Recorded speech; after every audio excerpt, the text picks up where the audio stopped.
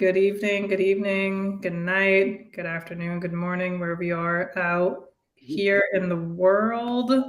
We are the Melanated Council, and we stream, and we stream Tuesday nights at 9 p.m. Eastern Standard Time, 6 p.m. Pacific Standard Time, and wherever you are in the world. And if it says live and we are streaming, then that is the time. So, yeah, thank you all so much for coming out. And as always, please like, subscribe, share, and enjoy the show. Let me just keep that ticker on for a bit. Yeah. If you're new to the channel, first of all, welcome. We're happy that you're here. We're happy that you found us. Yeah. Every month we come up with a topic that we want to talk and discuss about, and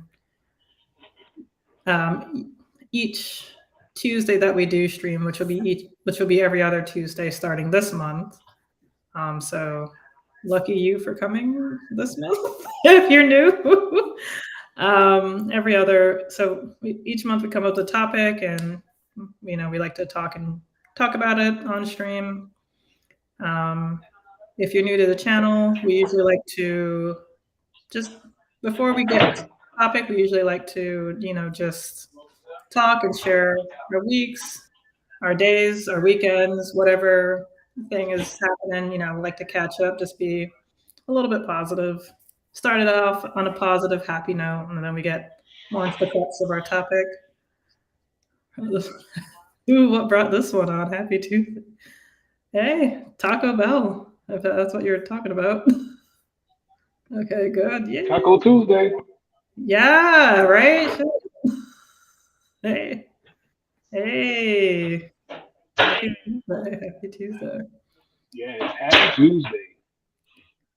I remember years ago when Domino's was crappy. Well, I mean, it's still crappy, but it used to be crappier.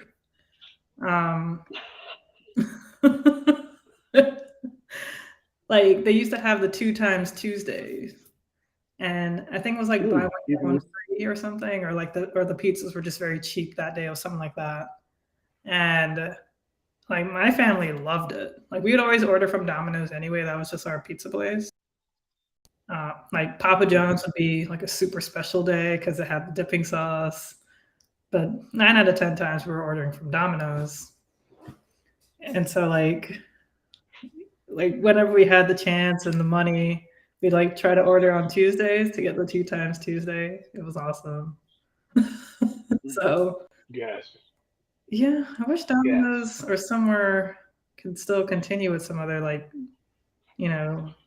some other thing. Like, 'cause that'd be really good. The other day I was thinking how, Oh yeah.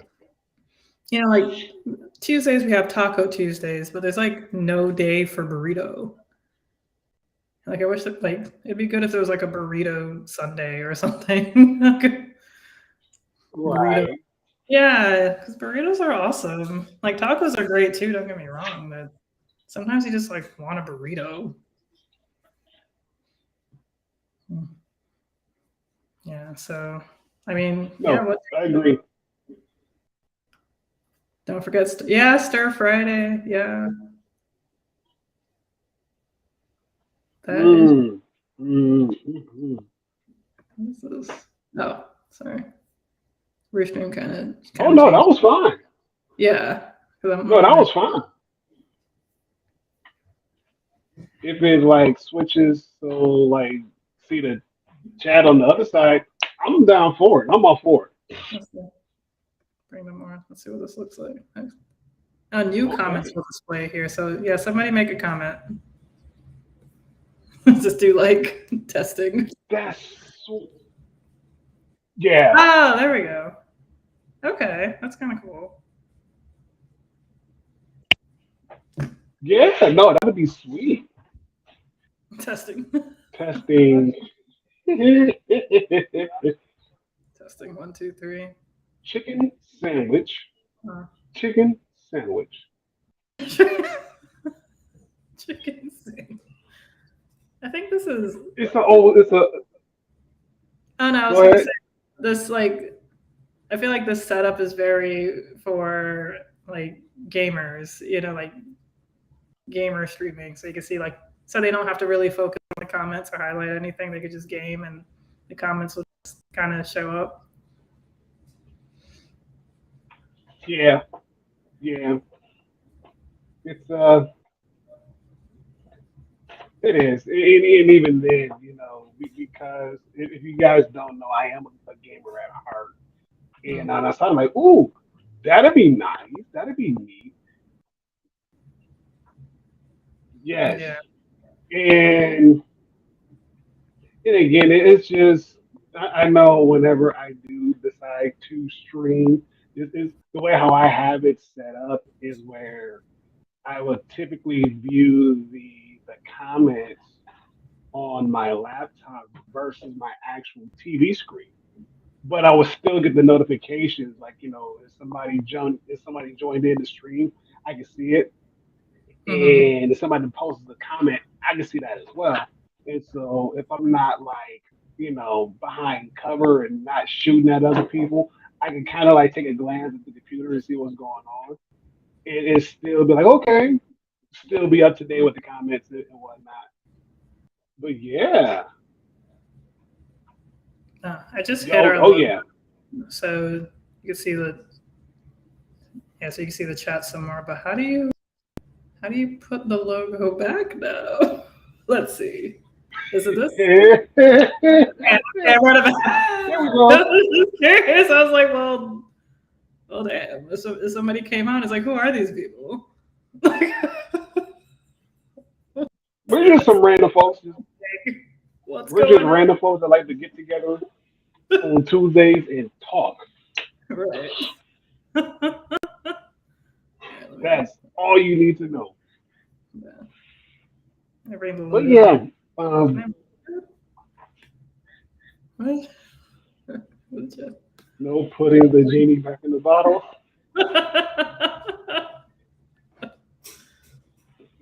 Is there a timer for the comments? Um, no, it seems like as I don't soon think as you, so. like when we see it here on Restream, it just pops right up on the right there too. So Hmm. that's actually not that wise. Not about it. Because if somebody were to say something very like egregious, some very offensive, it would just come up. But then again, that's what happens though. Like if you ever see like a Twitch streamer, especially like a female, like they're just saying crazy stuff. Hmm. That's why the lady streamers they got very good mods who are very good at their job, and they will either one time you out for those who are gracious, and then for those who are pretty much cutthroat, no, you get banned right there on the spot. No ifs ands buts about it. Don't even care. Don't Mm-hmm. even care. And so I know There's something very offensive. Words, words, words. words. That's not offensive. Well, hold on. Depending upon who's interpreting it, then yes, it might be offensive. I'm gonna actually highlight this But as of too. right now, no, you're good. Chad's like, Ah, I'm a man. I've never seen that.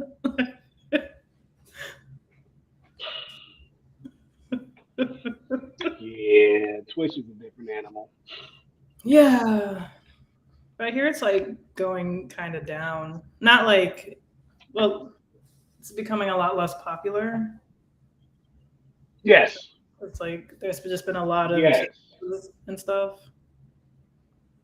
yes, there has been. And even then, with the rise of Kick, which is pretty much the Twitch rival, they are not as strenuous for those who are wanting to go affiliate. They're not strenuous at all.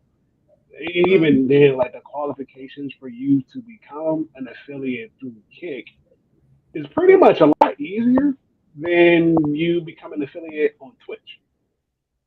And But even still, then go ahead. I was going to say, doesn't Amazon also own Kick? No, Amazon, Amazon. Well, let's see. Amazon is weird. Amazon doesn't necessarily own Twitch, but it's almost kind of like a partnership where a lot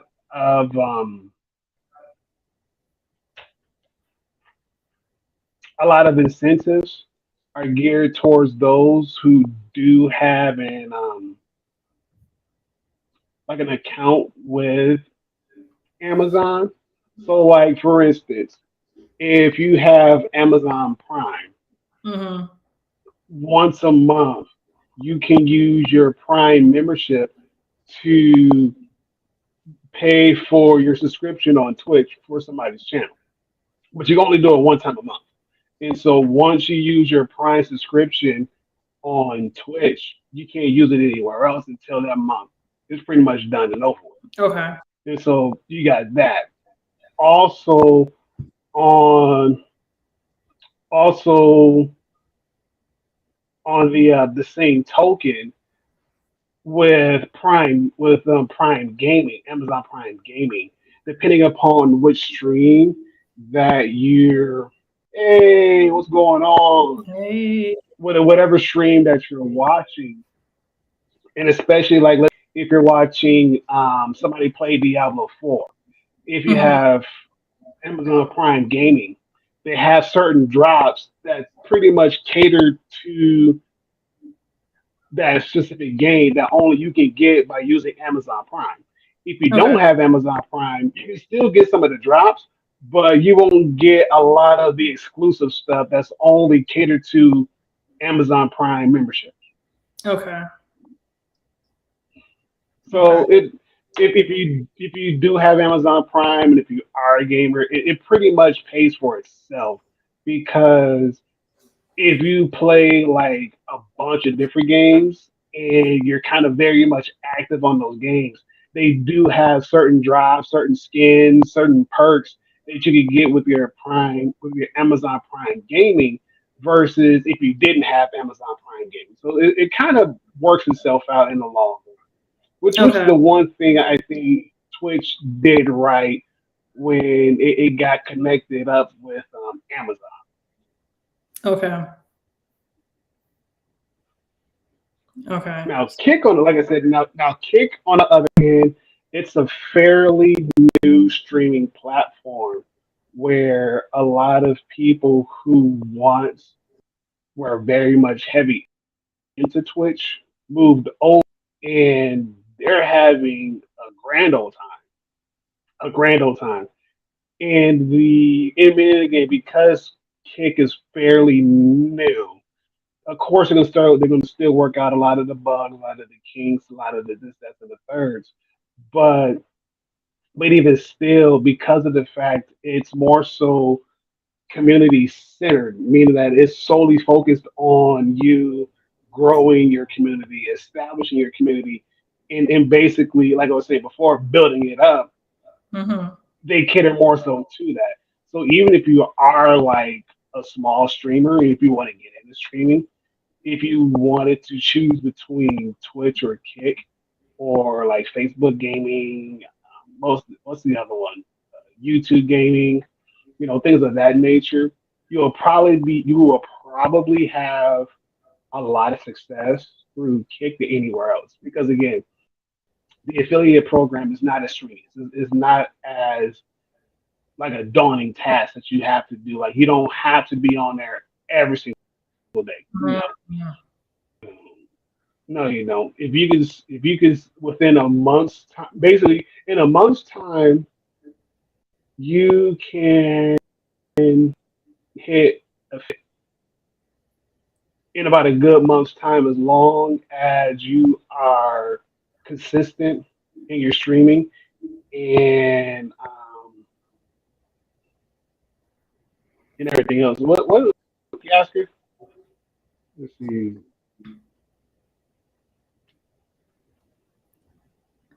Like what isn't playing? What isn't on Amazon servers though? I mean, I guess I don't YouTube. think I don't like I said, I don't think so. I don't, but I could be wrong. Since the time that I did create my Kick account, but again, I don't know.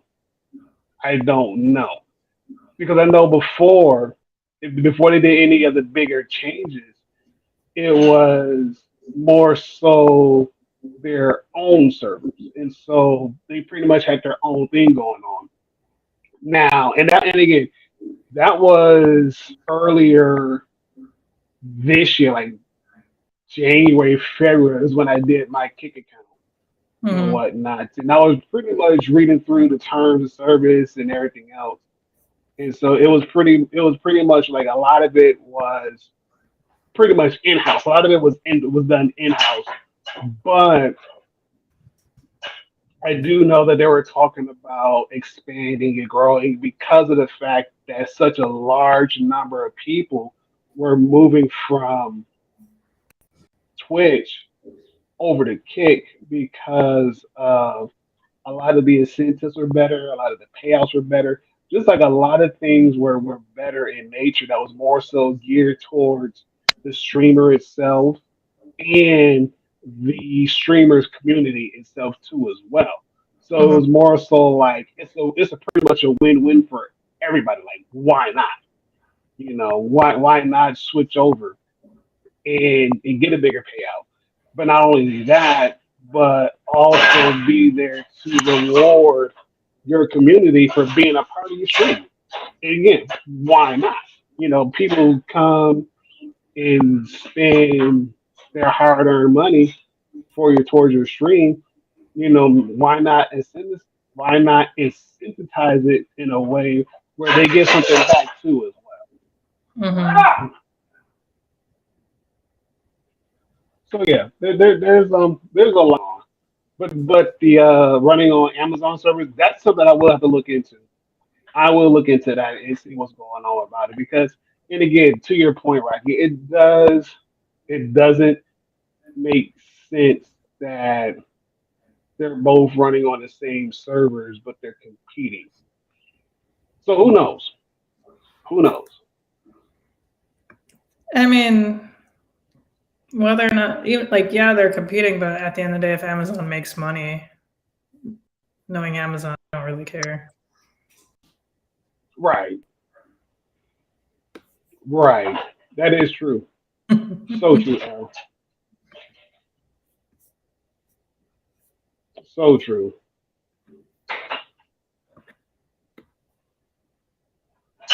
Yeah. I don't know what happened to the chat. Do you still see the chat? I click reload. All right, let's wait until another chat happens. But don't know what happened right there. I guess the chat's not working. At least not the overlay. Wait. Beach.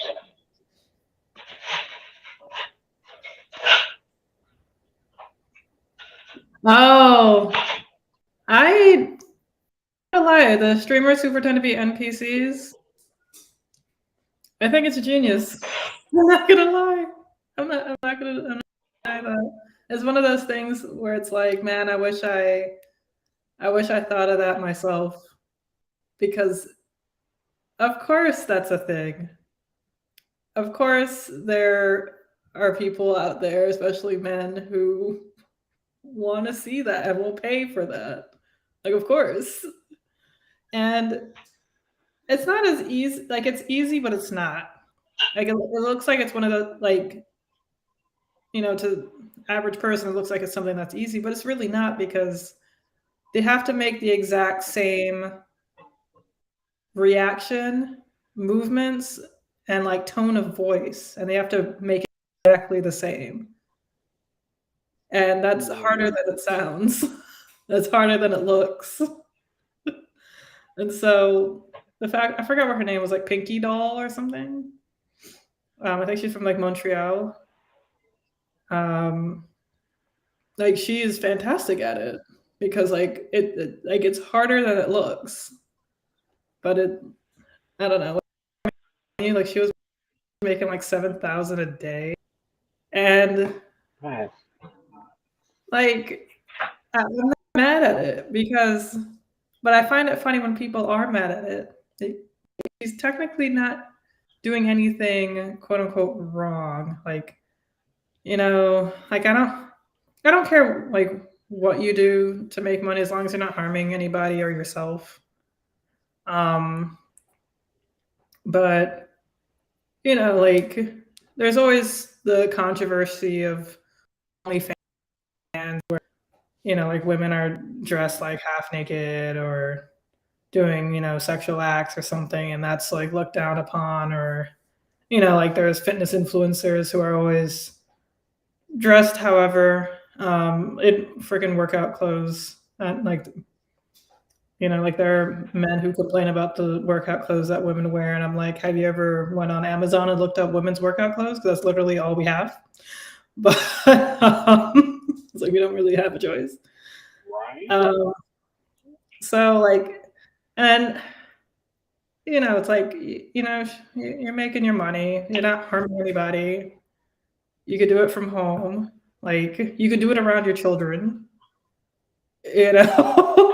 Which says a lot these days. Like sometimes you see her little kid running around in the Yeah. background. It's like she's not cursing. She's not like yelling. She's not doing anything like incredibly disruptive or so I'm not really upset about it. Like people find this amusing. She's doing it for however long she can. It's there was a massive I don't think it was like real outrage, but whatever the heck with OnlyFans, with whatever women were doing on that platform. Um, and she's doing this, and it's like she's not doing anything she's not doing anything that bad. Like Right. there's always the whole like, oh, when your kid gets older and they see this, where like some girls on OnlyFans, but if your kid gets older and they see that you're being an NPC character, it's like, what? You're making $7,000 a day? Wow, that's kind of it. The alternative, I mean, Take a little bit more explanation. yeah, yeah. Not even to going into that conversation, but if y'all use y'all imaginations, you get it. Like you're Right. making $7,000 being an NPC, and then some other chick's making $7,000 because y'all can fill in the blanks. Y'all can definitely fill in the blanks. Yeah. Like if a future, I don't know, like I personally, if I had like my own company and I found out that one of my coworkers um has an OnlyFans or used to, like I personally wouldn't really care. It's like, okay, I get it. You're making money however you make money. But I know that Hmm. there's probably some companies that may look down on it. But if they're looking down on this person being an NPC, it's like I don't know, can you really? Like, of course, there's all these like um, connotations with it, where it's like, well, she said that she lied, saying that she was 19, or like she was even younger than that, or something. It's like, well, why were you like? Is that I still don't really like. I mean, like I see the problem lying about your age, but you should be more upset about the people who are paying her like to like quote unquote control her more so than the fact that she lied about her age. But I don't know. I don't know. Like I don't know. I think I'm too big of a big cut of revenue. I'm a cut the middleman. Wants to give me money and watch me play video games in person. I'd be down. I'd be down to come over, Mish. They're competing with kicking and Twitch. Which makes me slightly humiliating. I don't know. Yeah, I get that, and I guess that's probably what people kind of get out of it who pay money, but be fake and ass pretend to be real reliance. I know. I was thinking that too. yeah, yeah, Very strange times indeed. yes. I think it was the missus. She Ooh. was yeah, that too. The Yeah. missus, she was sending me some stuff through, I think, Instagram Mm-hmm. and whatnot.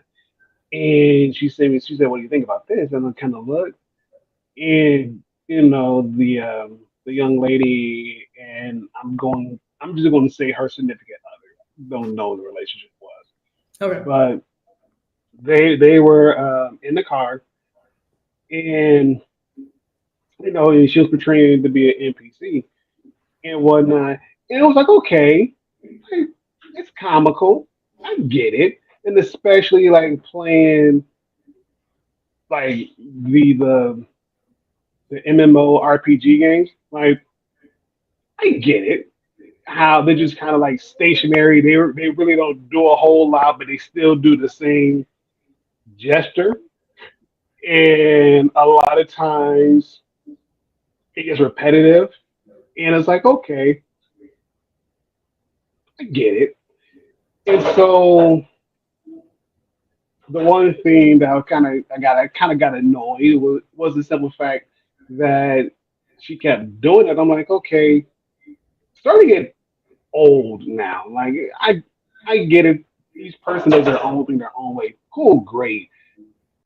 Me on the other hand, I can only tolerate something so much until it just kind of gets like, nah, Oh yeah, for sure. straight. And so yeah, it ain't even then the dude was like, man, I could tell the dude, he was like, he gets the point, he gets the concept, but he was like, man, this is getting old Mm. already. Like, I don't know how long you can do this. And I get it.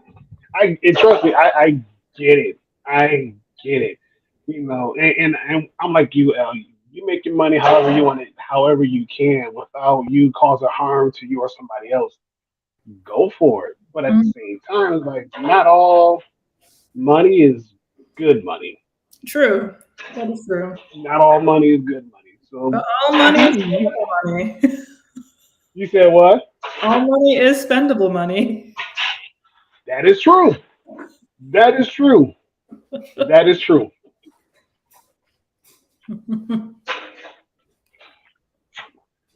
So true. What was me saying about OnlyFans? Oh, that creating content for OnlyFans is more difficult and more useful than a lot of white collar office work. That is true. That Yeah, is so true. I mean, creating. Which Oh, go on, go on. I would say is true because it's useful because now you kind of control how much you can make and what you can post and however much of a price point somebody is willing to pay to view your content. Mm. That's one thing. And the difficulty thing is the fact that you're competing with millions of other users to increase your revenue. And so now it's like, okay, if I know this person is doing this person is doing this person this, and they're all doing the same thing, what can I do to be the change that I can draw in more viewers, more people watching, more people paying this, that, the third.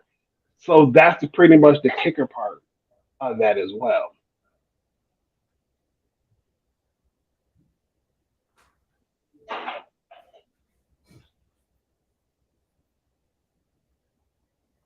Hmm. Hmm. Dad said, if there's no floor to humiliation, we're asking to be humiliated.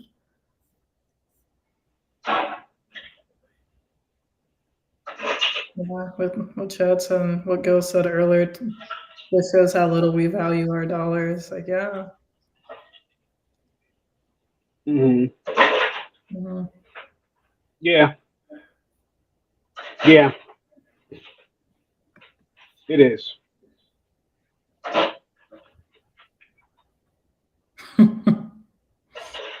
I mean, shaming is still Uh, here, but I guess like there is, like, we see both sides when, like,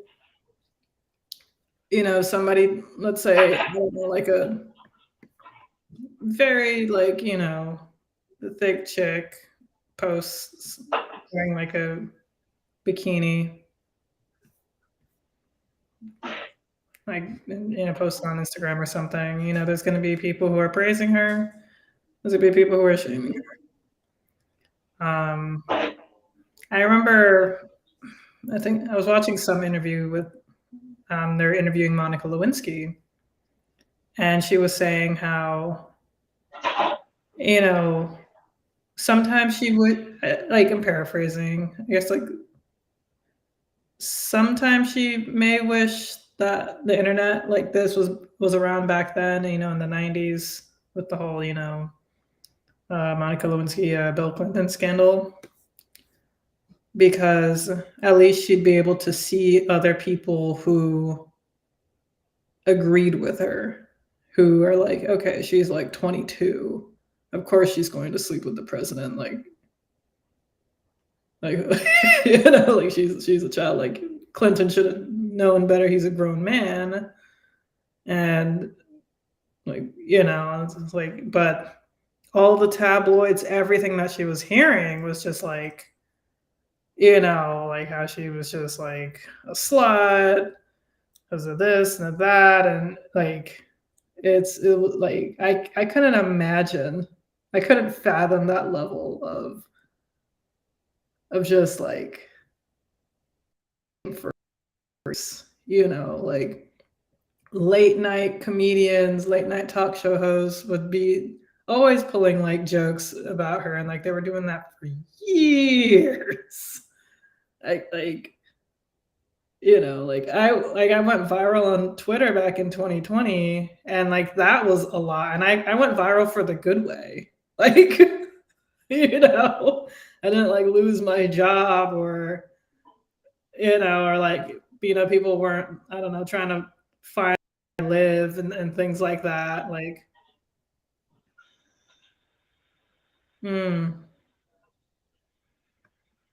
I purposely put that stuff out. There's myriad ways.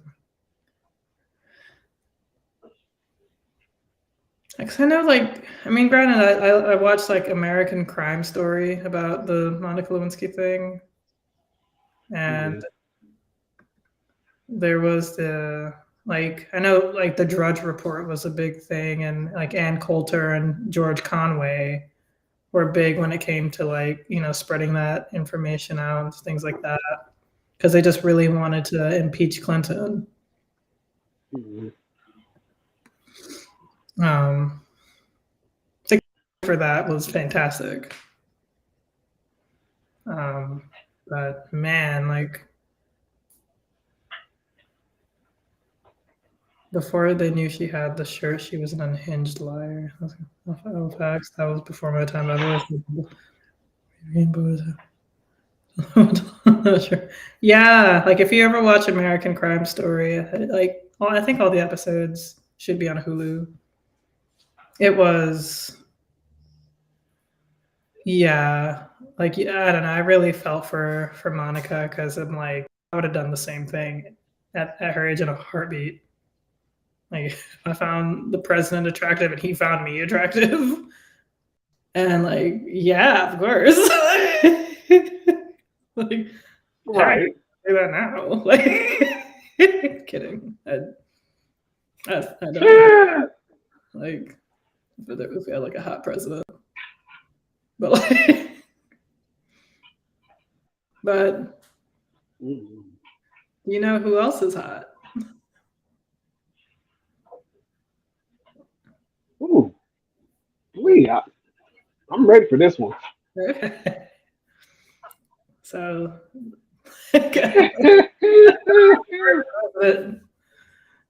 maybe like 50 years ago, but he was a good-looking man back in the day. I'm not gonna lie. Well, this man we're about to introduce onto the stream, he puts the RIZZ in Riz. He puts the entire word, all the letters in Riz. He doesn't skip any of the letters, just like how he does not skip your girl. So you gotta be mindful.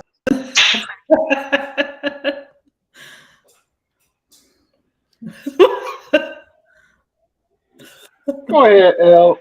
Go ahead. No, I get it. This man, he will eat you out of house and home. I saved myself. And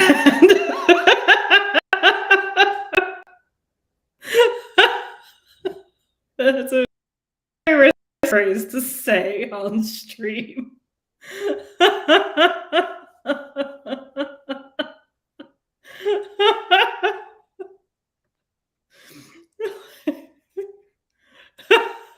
Oh my gosh. I'm gonna Niche, clip it.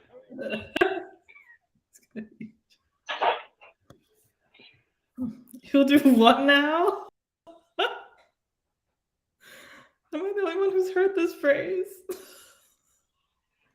Oh my gosh. Anyways. Oh wow. Anyway, this guy, definitely hide him from your sisters, your mothers, your aunts, your daughters, and your fridge. Without further ado, present the one, the only, the Toby. Toby. The Toby, the only, the Toby. That basically rhymes. Thank you for that delightful intro. Yeah. Delightful. Almost said your full name because I felt very British for a second. I had to a little fancy. But yes, hide the fridge. I don't know. I actually don't eat that much, though, as I say, with a full plate and a full salad. Hey, nice. Yeah. Is that what the kids are calling it? Listen, we're out here. I mean, I'll eat something. I'll say that. I couldn't have expected this intro exactly. I will say that this is like an ad. Like I'm gonna have to when I inevitably make an OnlyFans or something. Or when sex work is legalized and that tech industry gets completely made into something that looks like Uber XXX or whatever. I'm gonna need that intro, and I'm gonna have to clip that and just use it. Yeah, ladies, you'll eat.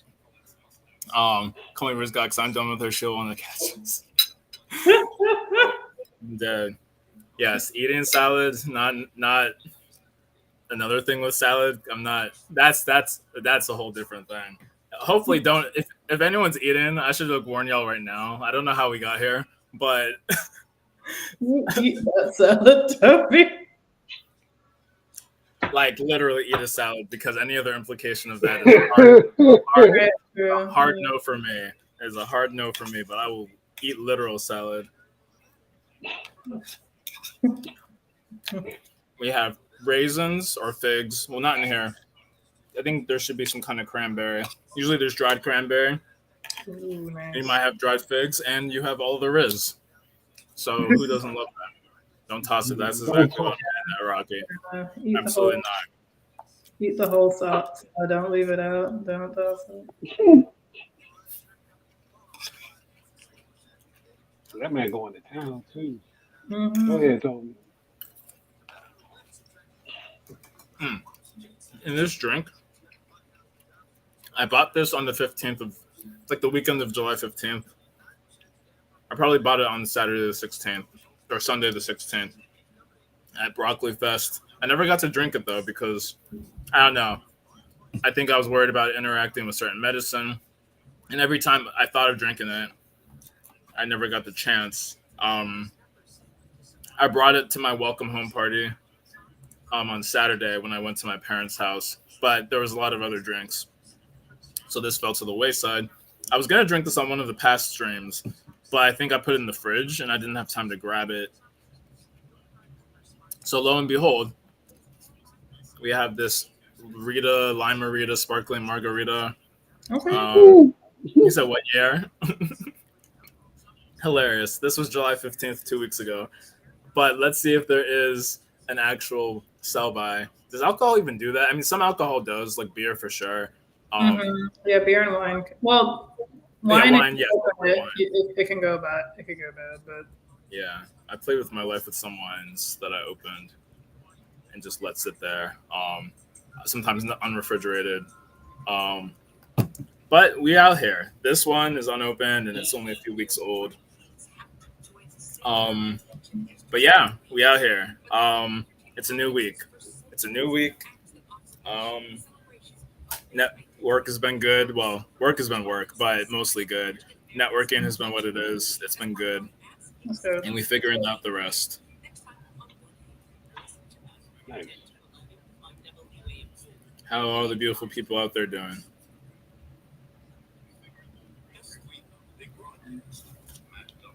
Well, I'm doing good. Went to the orthopedic for a follow-up for my shoulder, and I've been doing better. I scheduled an MRI. I'm kind of nervous about it. And I guess because, like, so I have a massively paranoid mind. Like, they asked me if I had any metals in my body, and I said, yeah, because I have a tooth implant from like 7, 8 years ago. And they're like, yeah, that's fine. I'm like, okay. But normally I would have been fine, but if it wasn't for like, I don't know, a couple of months ago, I think I read like this article where, granted, yeah, the are really quite the same, but I read this article where this man, went to an MRI for his mom. I think his mom was getting an MRI scan, and they asked like, "Hey, do you have any metals on your body or anything?" And he said no, but he had a gun on his person. And when the MRI went off, gun fired and it shot himself, and he died. So I was like, shit. Even though like they're saying like, oh, your tooth implant is fine. I'm like, well, what kind of metal is it? I don't know. I guess it's a metal that's okay to be in my mouth for years. So I guess there's probably only a few that can do that. Now that I think about it. I guess it was a good thing I talked to you guys. Thanks. I'm feeling better. But overall, my shoulder is feeling better. I think I'm going to start going back to the gym. Not do anything, upper body crazy, but try to do some lower body stuff and just try to get back into the habit of going to the gym. I've been like doing walk jogs lately. Is your tooth implant to gum? No. At first I read that as gum, like if it's in my gum. I'm like, I mean, I guess so. I think it's also like attached to the bone of my jaw, or is it? Maybe it's near it, or is it like in the cartilage? I don't know. I think it's in the bone. No, my tooth implant is not a gun. So, I don't know. I just don't want the magnet to fucking pierce through my mouth. Is that so much to ask? I guess I would. It's a little scary, but I highly doubt I'll be the first person on the planet to get an MRI with metal in their body, because there's a lot of people with stuff in their body. Worst case is superpower. I feel like that would be best case. Well, it depends on what kind of superpower you get. Oh yeah, that's true. No, that's true. Oh my gosh, yeah, I could just have like a really sad superpower, where like I don't know, like I like turn ugly or something. But,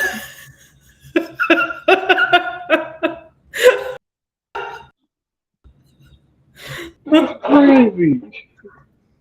and it's like I can't believe nobody bought me a drink. So, I might have pluses if I, don't really want to be noticed. I remember when I hurt my back at work, I went to the hospital and they put me in an MRI machine and my legs shot up in the air and a small piece of the machine. I had steel toe boots on. Oh, Wow. that was a twist. I was like, how strong are your legs, dude? The heck? Yeah. Magneto, there's too much iron in your blood. There you go. Just rip a go. It's hard to make excuses. Like, dang, this legs are all that I have.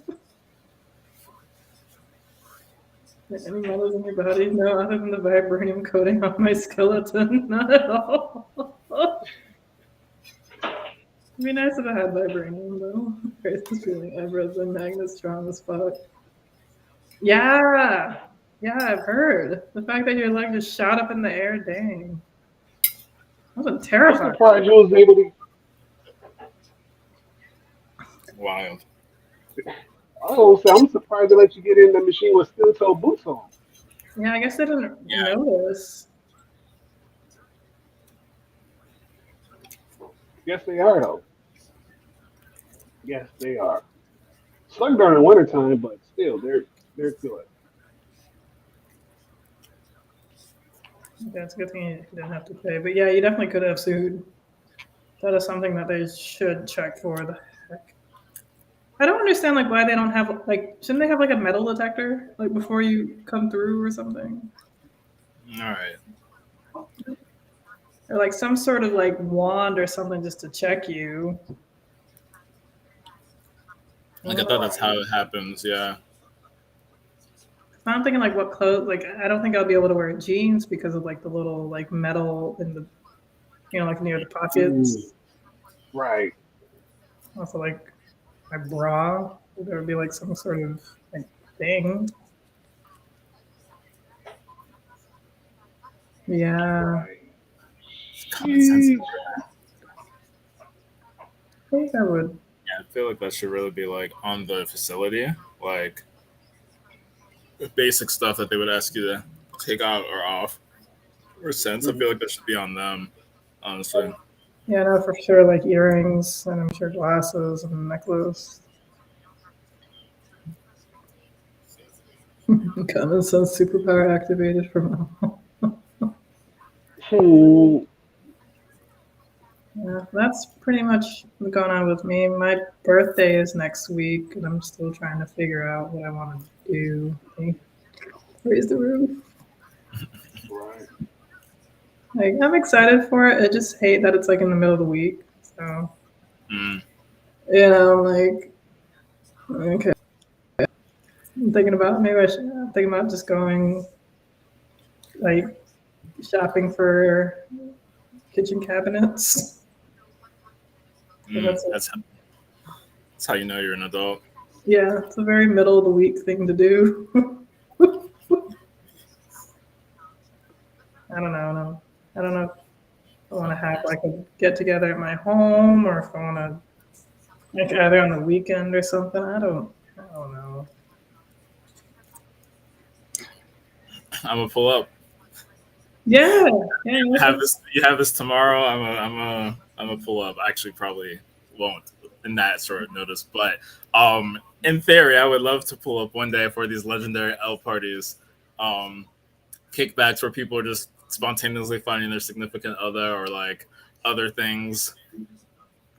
I don't know. It always sounds like there's always a story, something like good, but Hey, looks like we're gonna have to take the whole week off.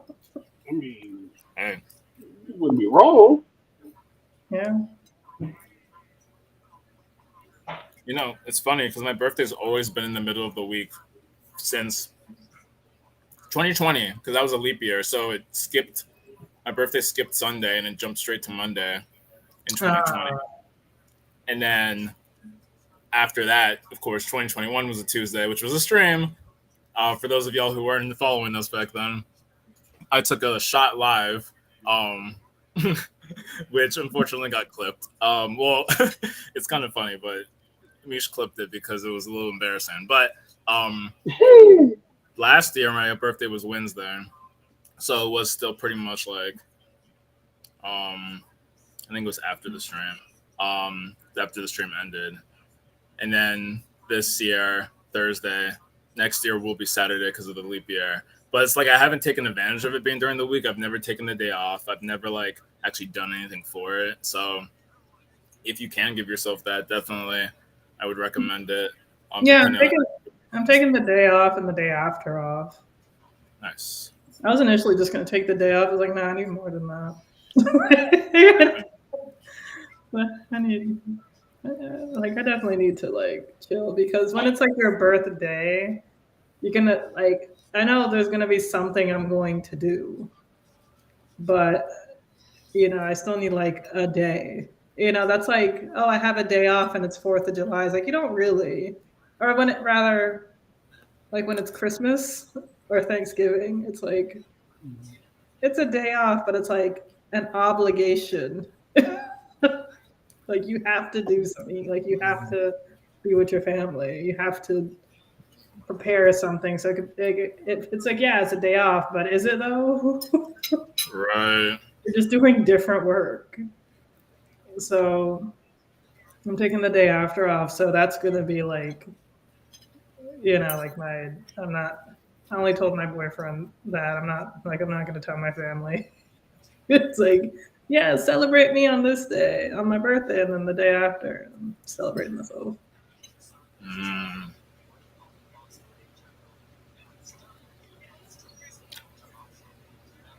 That's like you could have definitely broken your bones, or like or pop like your hip out of your socket. That's a difficult thing to do, but I feel like the strength of the MRI, you probably could have, depending on where the magnet was going.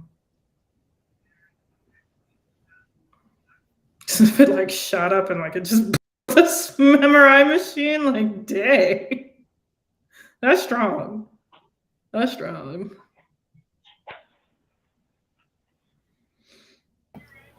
That's how you know Gil doesn't skip leg day.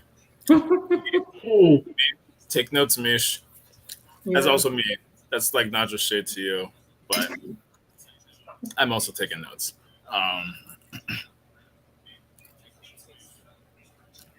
As well, so you can get psyched up.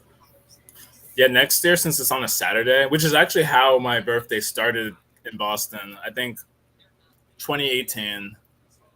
Well, that was a Saturday. 2018. What am I saying? My birthday's not in the summer. 2019, when I was working full time, my first year working in Boston, my birthday was on a Saturday, but I was sick. Like I had to stop jinxing it, but I always get sick with like some nasty cold on my birthday since like, I don't know, since a bunch of years now.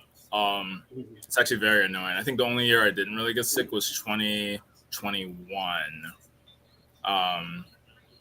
Well, I think I got sick somewhere later, or I think I got COVID asymptomatically, which was annoying because I couldn't go into my office for like 10 days, but I didn't have any symptoms.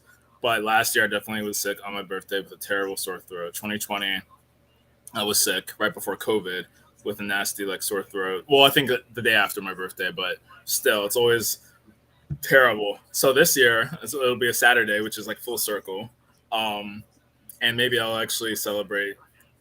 Maybe I'll take Friday off. Maybe I'll do something. Have you reached the workout fiend era? Not AO. I want to go back to being a workout fiend. Irony of not getting sick in 2021. I mean, I got sick other times of the year. I think even February I had like a pretty bad cold. And I had some weird bronchitis. I don't know. 2021 was a strange year. Very, very strange year. I remember getting sick randomly around Juneteenth. I think I got bronchitis around that point or something resembling it. I was like, what is happening? Like, seriously, what is going on? But I didn't get COVID. I had two asymptomatic COVID infections, one beginning of the year, one near the end. But 2021 and this year so far, doesn't mean I jinx it, but I've surprisingly not had COVID at all this year, which is a miracle. Yeah, just be careful. It's on the rise again. Yeah. Plus, I guess testing is down and stuff, but I've been sick a few times and it was always negative for COVID. So we thank God. Right. Yeah. Yeah.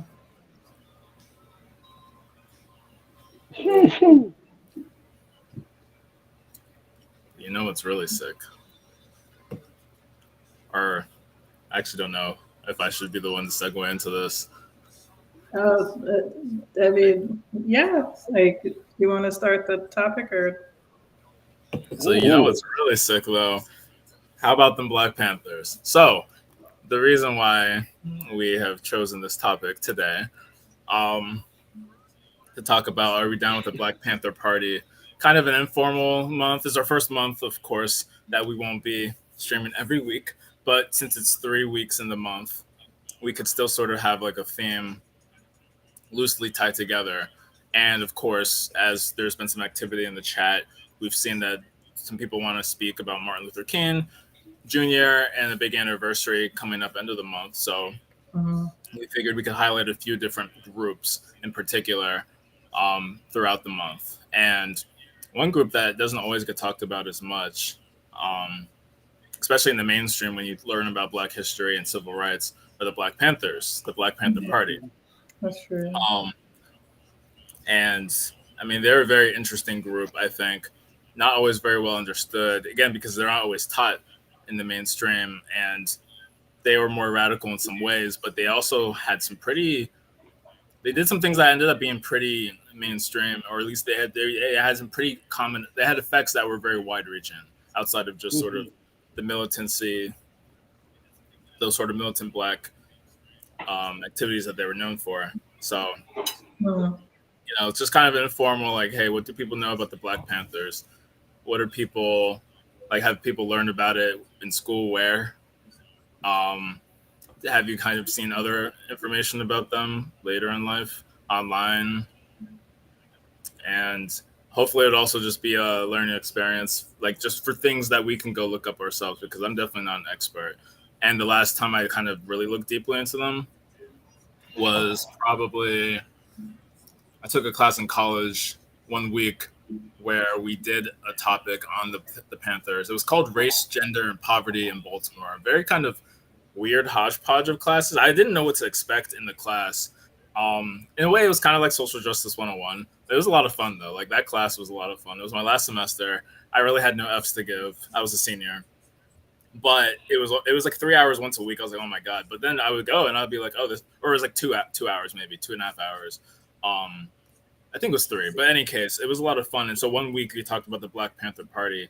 And I wish, it might be possible to find some of the documentation. If I can, I'll, like, see if I can link, maybe not the actual file, but at least the name of some of the things. But there were some, like, primary sources of, like, news clipping and some things that reported on, like, the Panthers and some things and conspiracies. Because we know the Alphabet Boys, the FBI, they were not up to any good during that era. So there was a lot of infiltration that they were doing. So I'm going to go take a look and see if I can find some things. But yeah, the floor, I guess, is open, and I'm curious to hear people's thoughts on the Panthers, what they know about them, if they know of any kind of lasting connections. Like I know I didn't interview, but for that class, there was someone else who got to interview one of the lawyers for the Panthers.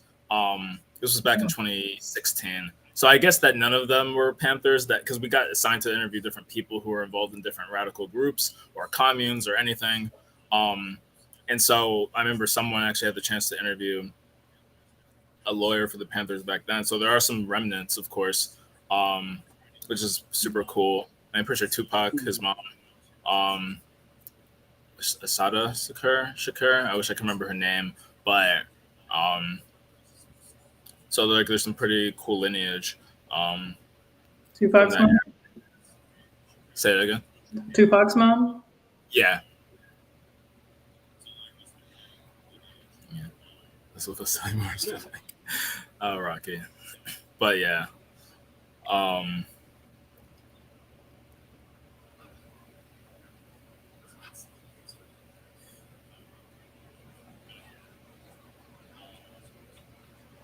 Well, I'll go. I know the one thing that they started, which is pretty much normalized now, is the free school lunch, this free school lunch program, Yeah. and it has helped a lot because what they would do was they would go ahead and make sure kids who would go to school they'll have something to eat because they realize that if the parent, whatever the case may be, if they send their child to school, but their child can't learn because they got a bunch of hunger pains, it's like, no, we got to curb that. We got to make sure that the kids, not only are they full of an education, but they're also full in their stomach as well so that they can learn. And that's one less thing to worry about. And so, because of the fact that they came together as a group, as a community, to make sure the kids got fed, to make sure that if they needed anything else, that they could provide for that. And basically, they were like, "We're not going to rely on the government to take care of our people. We're going to do it. We're going to take care of our own, and we're going to make sure that they're fed, that they're fully nourished, that they when they do go to school, they can go to school on a good full stomach. And so that was like that was pretty much like the biggest things where a lot of schools like, no, you still got to pay for lunch, you still got to pay for breakfast, but they realize that wait, what they're doing is actually pretty smart.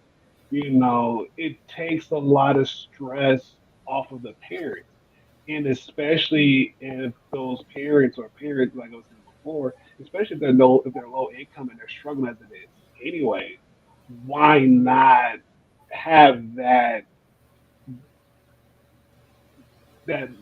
burden lifted off their shoulders? And the only thing they really pretty much have to worry about is making sure they got a good night's dinner, and that's really it. And so that's one thing that is probably like one of the lasting remnants that has came from the Black Panther Party. That's pretty much very much widely accepted throughout the United States as far as school districts making sure the kids get a hot breakfast and or a hot lunch at school. I know here in Michigan, Governor Whitmer, she just passed um, a piece of legislation that all kids K through 12 they get free lunch or they get free lunch, free breakfast, K through 12. So and again, it's nothing that it's something that a lot of parents don't have to do per se, but at the same time, understanding that you know you have lunch and breakfast at school if you so choose to partake in it, and if not, that's still fine. Just understanding that it's there.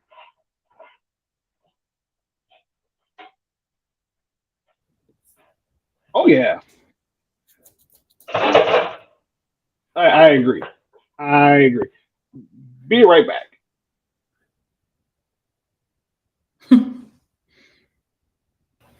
Yeah. Okay, bet. As well, some of the Panthers. Oh, that's really cool. Yeah, California definitely had the history, of course, because what Misha's comment here says. But I didn't really know the history that well of like where were they really founded? Where I know they had presence in a lot of cities across the country and they did a lot of organizing, but I'm woefully ignorant when it comes to some of like really how and where they started. I mean, the how is kind of ish something I get. They decided they were gonna be a little more forceful after a lot of nonviolent and even like Malcolm X, where he kind of said things that could have sounded radical, but it still was sort of like, okay, we might need to take more direct action. And so I get kind of the why the Panthers started, but even then, I'm sure there's more history to it that I don't fully know. And so, no, I think I have a lot of respect for them. There were so many interesting things. The free lunch thing, the school meal. So I knew that they started something with food. I didn't know if it was school meals or if it had just been one of the the sort of welfare programs like SNAP, but it sounds like it was specifically school meals. Either way, like a huge touchstone in American society. Something that even now has gotten renewed attention because of the pandemic and sort of things with remote learning, hybrid learning. And so there's been a push for some states to actually make it like on the books that the school meals will be provided. Some have been expanding it. And so huge props to them, of course, for pushing that. And one really interesting thing that I remember reading about in one of the sources, it was actually open to everyone, right? So there were poor white people, there were even some like lower middle class white people who took advantage of the program, because basically it was like free breakfasts, I believe, that the Panthers were doing. So anyone could do it, and so they got broad sort of support from like a popular, I guess you could say, populist way, and that of course is dangerous. And so that's why, at least that's, I'm gonna say my theory is that's why the FBI had to really get involved, because they weren't just fringe, they were actually getting pretty popular support from people. Mm-hmm. 82, 83. Okay, very interesting. Yeah. Okay, so yeah, that's really the height of the civil rights movement, because of course 64 and 60, I mean, a lot of like really important legislation happened earlier, just a few years earlier. And of course, you would have seen people like Dr. King and others active for at least a decade, not the multiple decades. So it's interesting that they started right around that time. I had the idea that they had started in the early 70s, but I'm going to have to like really look at kind of how the history intertwined with some of the existing civil rights movements, civil rights leaders. Mm-hmm. I think in addition to the free, free breakfast Sorry, you're coming through really like almost uh, muffled. hello, can you hear me? Oh yeah, perfect. You're clear. Oh, okay. I was probably just mumbling to myself because I couldn't remember if it was like free breakfast or if it was free lunch. I think it was free breakfast. Or maybe it was free lunch. I don't know. Free food for for kids. But I believe they also provided free medical care. Because I think they were technically communists. Let me look that up to confirm. Like communists or Marxists, and I know that's similar. Yeah, I wouldn't be surprised if because I think they were passing out sort of like some kind of communist manifesto. I remember that now. Yeah, it says like they were a Marxist, Leninist, and Black Power political organization. I know that Fred Hampton said that you can't fight capitalism with capitalism. You have to fight capitalism with socialism.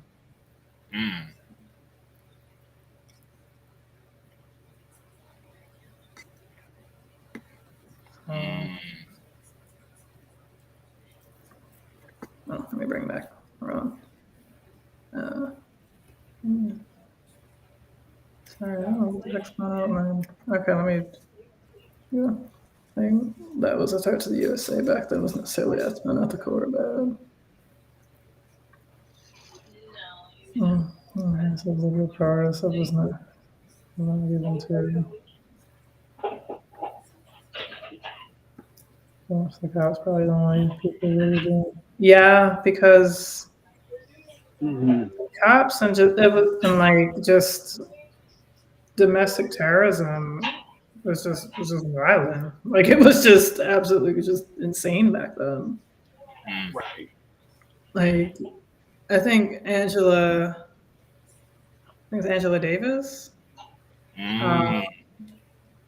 I think she's recorded saying how like I can't remember what exactly she was saying, but like she was like talking about how there was like bombing, like somebody like they would like bomb people's houses and like or shoot people's houses up or something like that, and she was like saying like and they're trying to tell her like not tell them like not to be violent. I'm misquoting this terribly, but like but I remember she was saying something like that because it was just like a lot of things would happen and like nothing was getting reported or like they just like weren't like police weren't really like caring or doing much about it. So they decided to pretty much police their own neighborhoods, which is like what the Black Panther Party pretty much did. It's what a lot of gangs do essentially. I think that's kind of how gangs sort of started, if I'm not mistaken. Like gangs like Bloods or the Crips would hold down a block, would like look after the block, and that's kind of like how gangs sort of started because a bunch of insanity was happening. Cops weren't helping. No, like they needed help, so they took it upon themselves to start helping their community. And that's that's what the Black Panther Party. That's how they started at first. Like I know that the founder Huey P. Newton was very brilliant. Like he knew the law front to back. So that's why he was like telling everybody, like, "Yo, you could get strapped up. You have the right to do this. You have the right to do that. Like you can do this. Like we can do this." And yeah, like I'm trying to think of like what else. And like I'm not saying like it doesn't happen. Like yeah, we definitely have made progress throughout the years. But it is. Oh, Mira's here. Hey, Mira. I just highlighted her. I didn't realize that she was there. Sorry. Like yeah, like overall, like we definitely made like progress throughout the years, but like it's still, of course, there's still places, there's still neighborhoods where police don't help, and there's plenty of places where the police make it worse. Some of Marxists, but more in the true sense versus what we recognize today.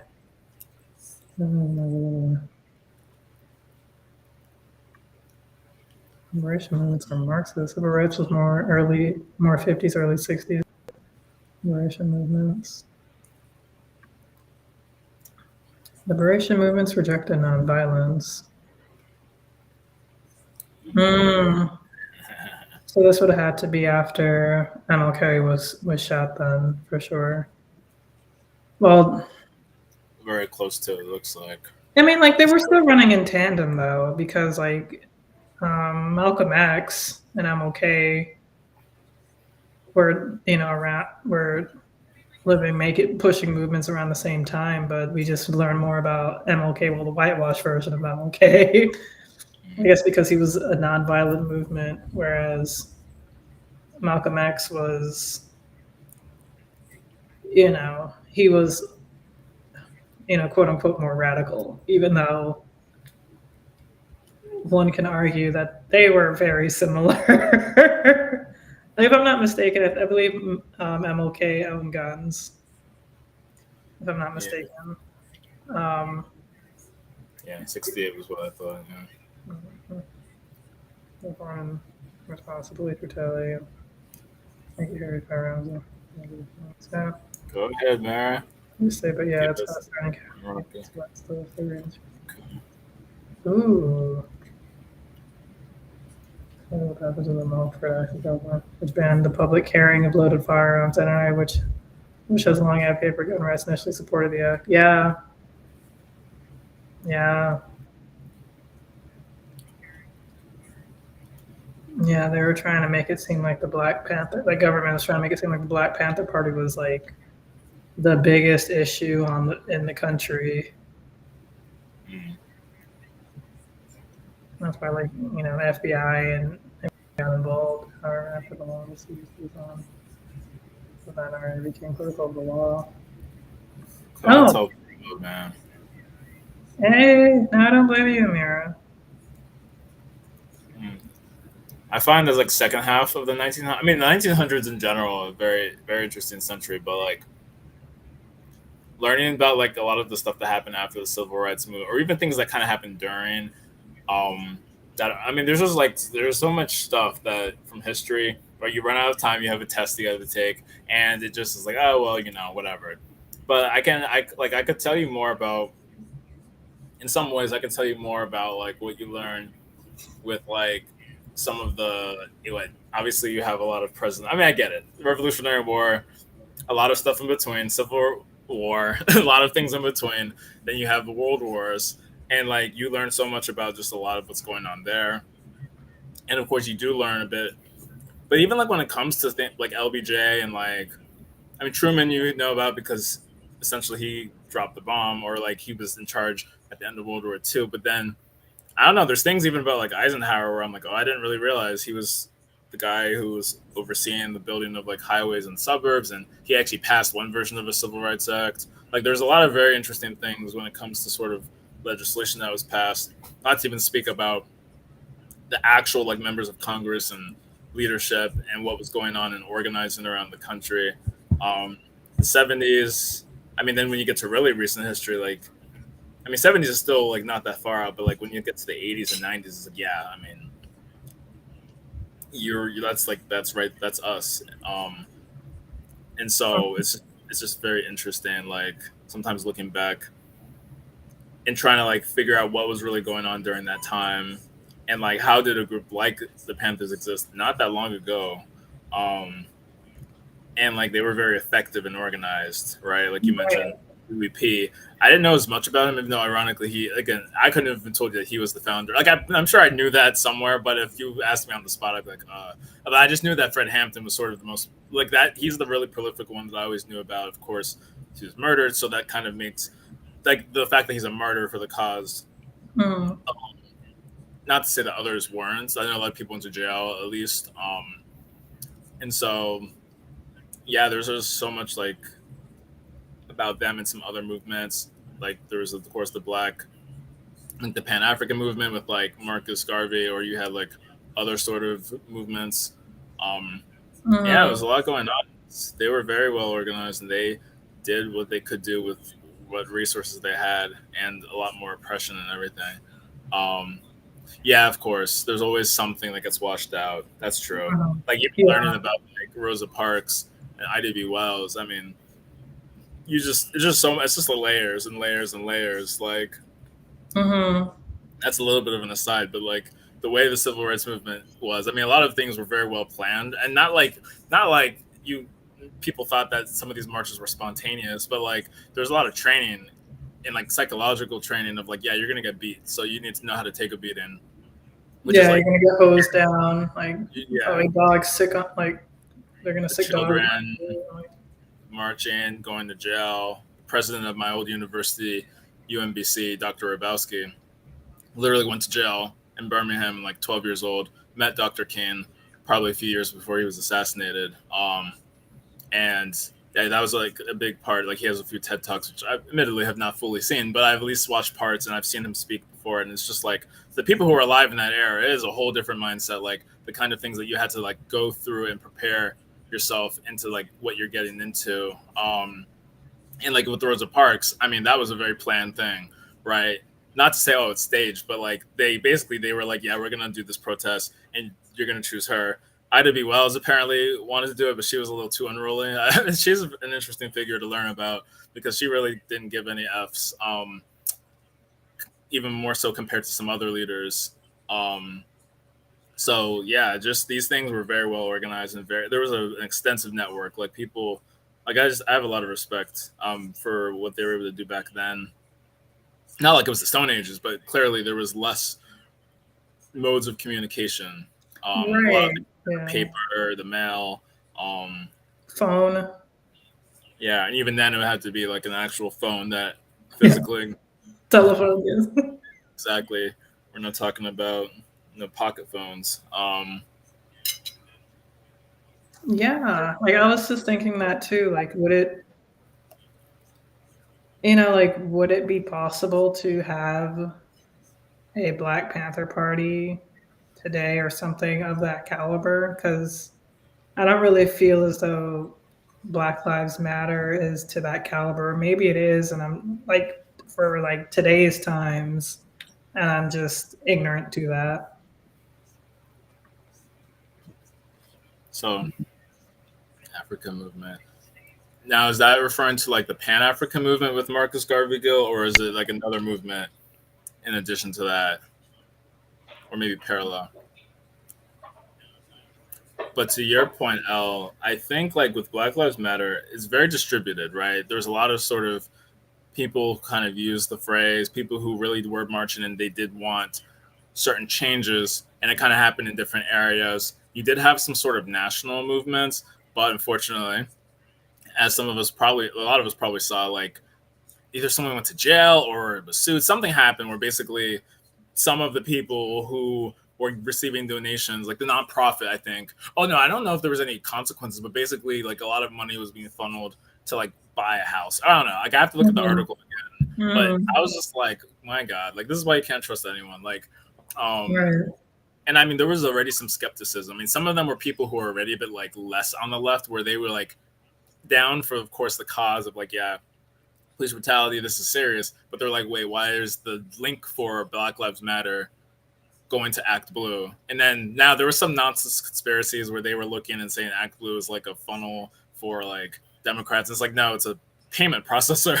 Like I think what they were doing is they were looking at open secrets to see the money that was being raised on Act Blue, and the top recipients, of course, were people like Bernie Sanders, Joe Biden, Warren, Elizabeth Warren, etc. And it's like, well, yeah, no crap. Like these are the people who people are donating to who are going to get the most. It's 2020. It's an election year.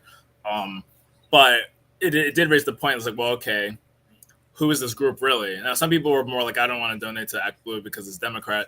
But then there's others who are like, well, we really don't know who exactly this is going towards. So there was a lot of like direct money going to maybe bail funds or bail people who could like get protesters out of jail. There was sort of money going towards some direct things of organizers who are organizing protests, making sure they have water and materials. But then when it came to some of the big amorphous organizations, it was like, who actually are these people? And there were some conversations about this during COVID, that like what's different now versus, or during the protests, where it was like, what's different now versus past generations, and the way organizing is done. And like, again, it seemed to just be the fact that there's no one like centrality. And I think part of that is because people who were central got targeted, not just the people, obviously like the assassinations, but there was even some leaders of Black Lives Matter who like died in mysterious circumstances. Maybe like some leaders that were pretty big in their area. I think someone in St. Louis or someplace died maybe 2021 or sometime that was relatively recent. And it was like suspicious. And so people are like, yeah, this is why we don't want to identify strongly. Now, there are people who are pretty high profile who've been fine and high profile lawyers, but I don't know. BLM did seem to be bigger in terms of like just the amount of people who are protesting for the cause. and maybe they're adjusting for population, but it was pretty massive during 2020. Just how worldwide that was unprecedented. But then where do you capture that? Where is the actual organizing power going to? That's the question.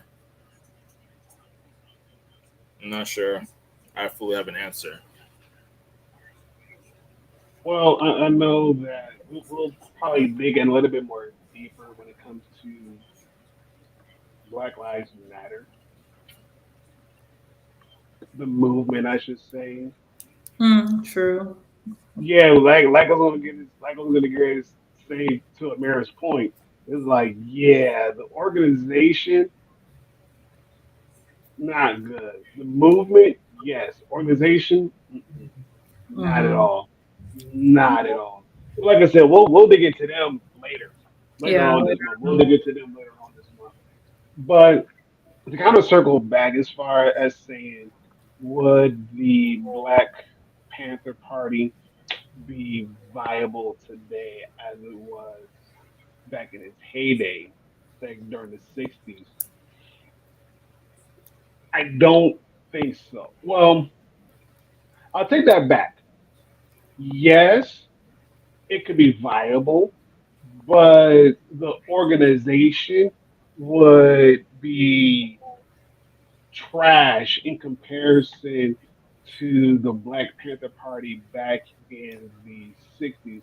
And here's what I mean by this. Even though, yes, you do see and hear a lot of African Americans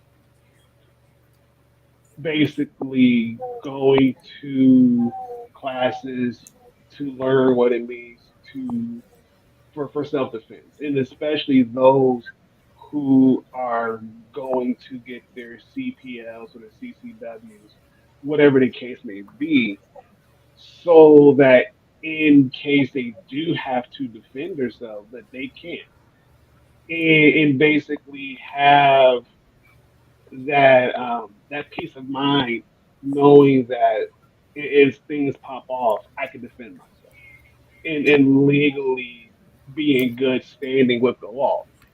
And so, on that aspect, I think that's when you could kind of see it really become a thing as far as, education wise, as far as getting that group together and everything else. That aspect I can see, and that will probably make it a little bit more viable. Now, like I was saying before, as far as the actual organization piece of it, I don't think so. I really don't, because you're going to get people who are going to have different ideas, different agendas, different backgrounds, different motives, and that's what's going to cause a lot of division. That's what's going to cause a lack of unity, because they want to do things their own way versus coming together and actually being united on the same front. Now, if people can get the egos out the way, their own ideologies out the way, their own self gain, self motives, if they can get those out the way, then maybe it could be a more viable movement and a more viable organization. But as of right now, I don't see it. I don't. As far as the organization piece goes, nah, I don't see it. Maybe like if certain cities, certain states have their own chapter for for self defense, sure, why not? Have at it. But that's probably about as far as it's going to go, in my opinion. No, I get what you're saying. Like you said, egos and there's a whole lot of things. Like that was actually one thing that came up was the idea of like clout chasing. I mean, this came up in the 2020 Yeah, campaign with the Andrew Yang and like some people who just like were fortunately were not in it for the right reasons at all. And then I think because I mean we literally started as a channel this last weekend in May. I mean it was really Ahmaud Arbery's murder, and that was kind of a big catalyst. But then George Floyd's murder happened right when we started streaming, and so Of Mm-hmm. course, for us, it was like, yeah, we kind of saw cloud chasing nonsense in the sort of humanity first space. There was cloud chasing nonsense in the Black Lives Matter space, and there was just like, okay, who's actually genuine? Who actually is here because they want to create change and not just sort of get a boost to their profile. Um, Right. and so that definitely is a real thing where it's hard to sort of like get on the same page and not let the egos fight, not kind of like you gotta get look out for the people who are there for the wrong reasons. And now something Mm-hmm. that Gil's saying, I believe this is the move commune, right? The move movements or however they're called. I remember hearing about move because of Facebook. You hear about, oh yeah, they dropped a bomb in Philly and it burned a neighborhood. I'm like, wait, what? How is that legal? So I remember seeing this maybe in 2015 or something. I had to learn from Facebook memes, and then I saw like a deeper dive on because it was like John Africa, right? So he was the sort of leader, and it is really interesting to learn about because it is more. I mean, what 1985? I mean, so it is a little more modern. I mean, again, we're still pretty close. Like that's not long after the 70s with the Panthers. It's not even that long after the 60s, but it's like, hey, another movement comes up. Um, Again, it was really interesting to read about it. I think it was kind of it was following the lives of some of the survivors from that bombing who were children at the time. One of them was horrifically burned. She ended up dying later, maybe in her 30s or 40s. And then a guy who also died later. They kind of didn't talk really about their experience much at all, but it was kind of tragic just to see. No one should have died. That call that happened shouldn't have happened. It was just a lot more complicated though than some of the Facebook memes were saying. But I don't want. I'm not trying to like justify what happened because a lot of people died, including like there were people outside of the commune who all of their houses and everything burned down. But it was interesting because it seemed to be like possibly a black mayor and a lot of black neighbors and residents who were complaining. Not saying again that should have led to what happened, but I was like, this is like just interesting. Like when you look at history and you kind of see bigger pictures. So I'm kind of curious, like what lessons you can learn from them. Like what organizing were they doing to be like because I think their whole thing was to be a self-sufficient, almost like their own sort of community and government. And of course, that can lead to problems where you kind of create your own oasis, have your own laws and all that, and you have like a border, quote unquote. But I didn't like read as much. I don't know if I read as much as like their ideology, like what their teachings exactly were, besides the fact that they were trying to be this sort of self-sufficient group. And it's been a while since I read on them. Like the long read I read, I mean, it was pretty good, but that was like almost 10 years ago, so a lot of it's been out of my memory.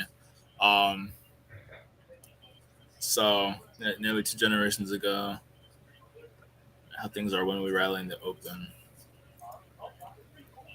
Yeah, yeah, it's really not long ago. Because I mean, my oldest sister was born in the eight. I mean, she was born in like '89, but still like the '80s, like not at all. Like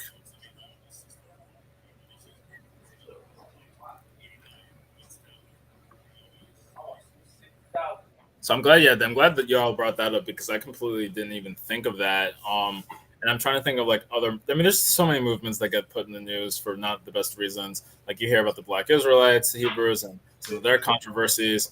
You hear about some other groups. Hoteps. I mean, that's a much wider thing, honestly, than just one movement. But you hear about a lot of different groups, and I'm like, well, who's actually organizing? Like people, even ADOS. I mean, people have their sort of things, and oftentimes they're very online. But who's in the streets? Who's rallying? Some people are trying to lobby and rally for change. Some people are more just trying to be self-sufficient communes. Um, you have people in between, I guess.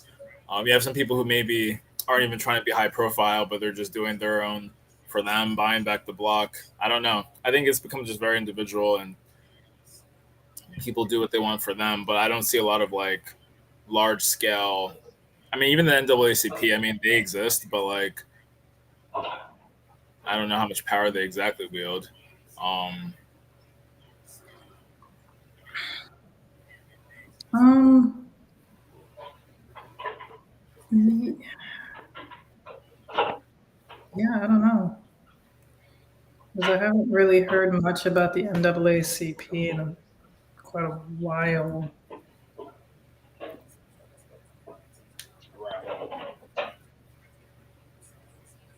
I mean, they definitely do things at universities, and I'm pretty sure they have like scholarships or grants or things like that,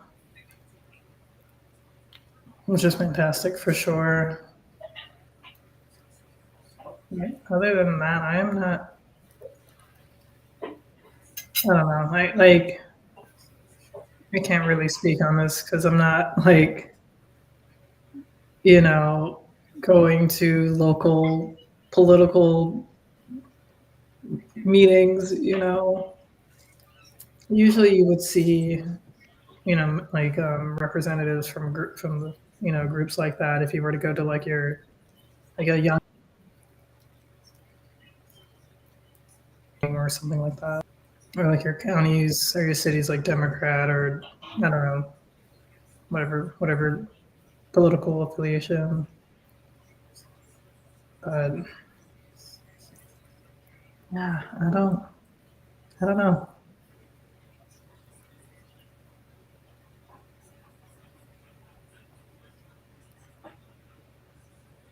Right. Yeah, I think. Go ahead. Oh, yeah. Okay, I'll be quick with that. Just piggybacking like the NAACP. I mean, I know the not New Hampshire, Rhode Island chapter because I knew someone who was like either secretary or someone else. So like I would see her post some events, and she would sometimes invite me like on Facebook or whatever. But like I wasn't really like involved. And I know Massachusetts, there was like a former president or at least someone important in the NAACP. She ran for Secretary of State, lost the primary by a pretty wide margin. But like there was some, hey, maybe she'll shake things up, challenging the incumbent Democrat who'd been there since like forever. But didn't go anywhere. And then that was like the only time I really heard of the Massachusetts NAACP. I'm like, I don't even know who is on the board. I've not seen any local events. I was more likely to have gone to the Rhode Island one on behalf of my friend than actually the Mass one. And then I heard there was a convention, like a national convention, happened in Philly, I believe. She sent an invite. I don't remember when it was, maybe last year in the summer or fall, but I mean, there was no way I was really going to go, but I was like, this is interesting. Maybe I'll look into this next year. But again, I don't hear organically, except with Florida, they just kind of issued a travel advisory. But it's like, okay, great, that's issued now. I mean, I'm not saying that they're not like doing it, but it's like I don't know. Like, I'm just not aware. Like I hate it when I didn't like when they did the whole travel advisory. I hate it when people say, "Oh, I'm not going to go to Disney anymore. I'm not going to support.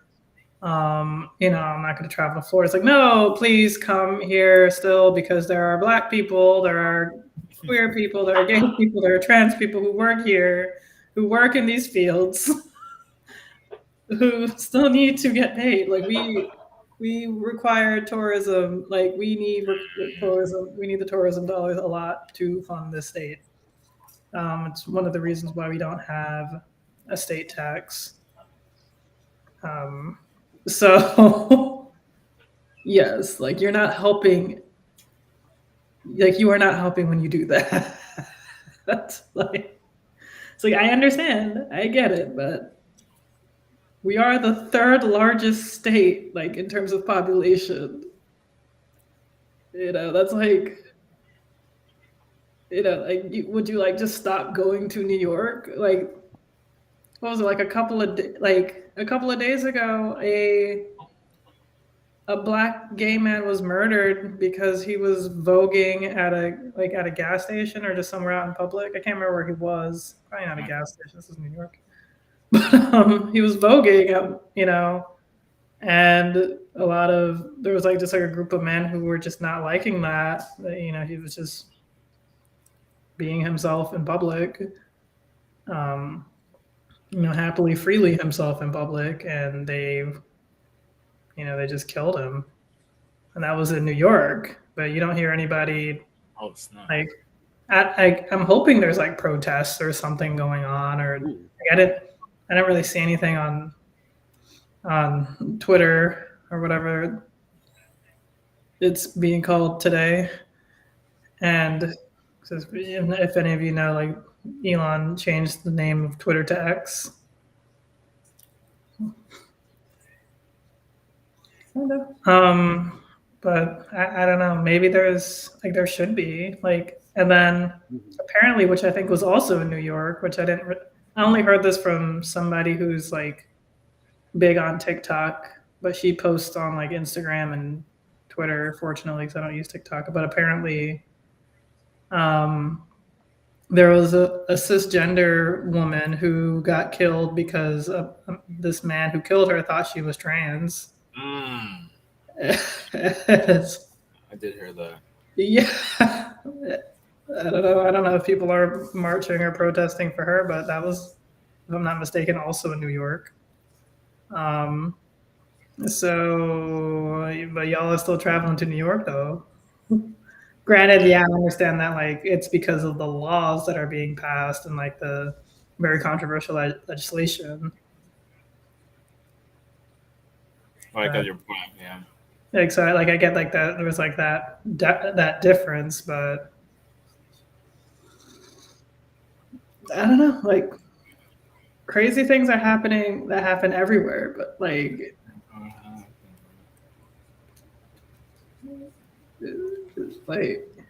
if your child wants to go to Disney and you have the means to go to Disney, you should take your kid to Disney because it's not even just being in Florida, it's also the the pilot, it's the people who the flight attendants, people who work at the airport, the baggage claim, and then the baggage people the people who work in in the aviation areas in the state.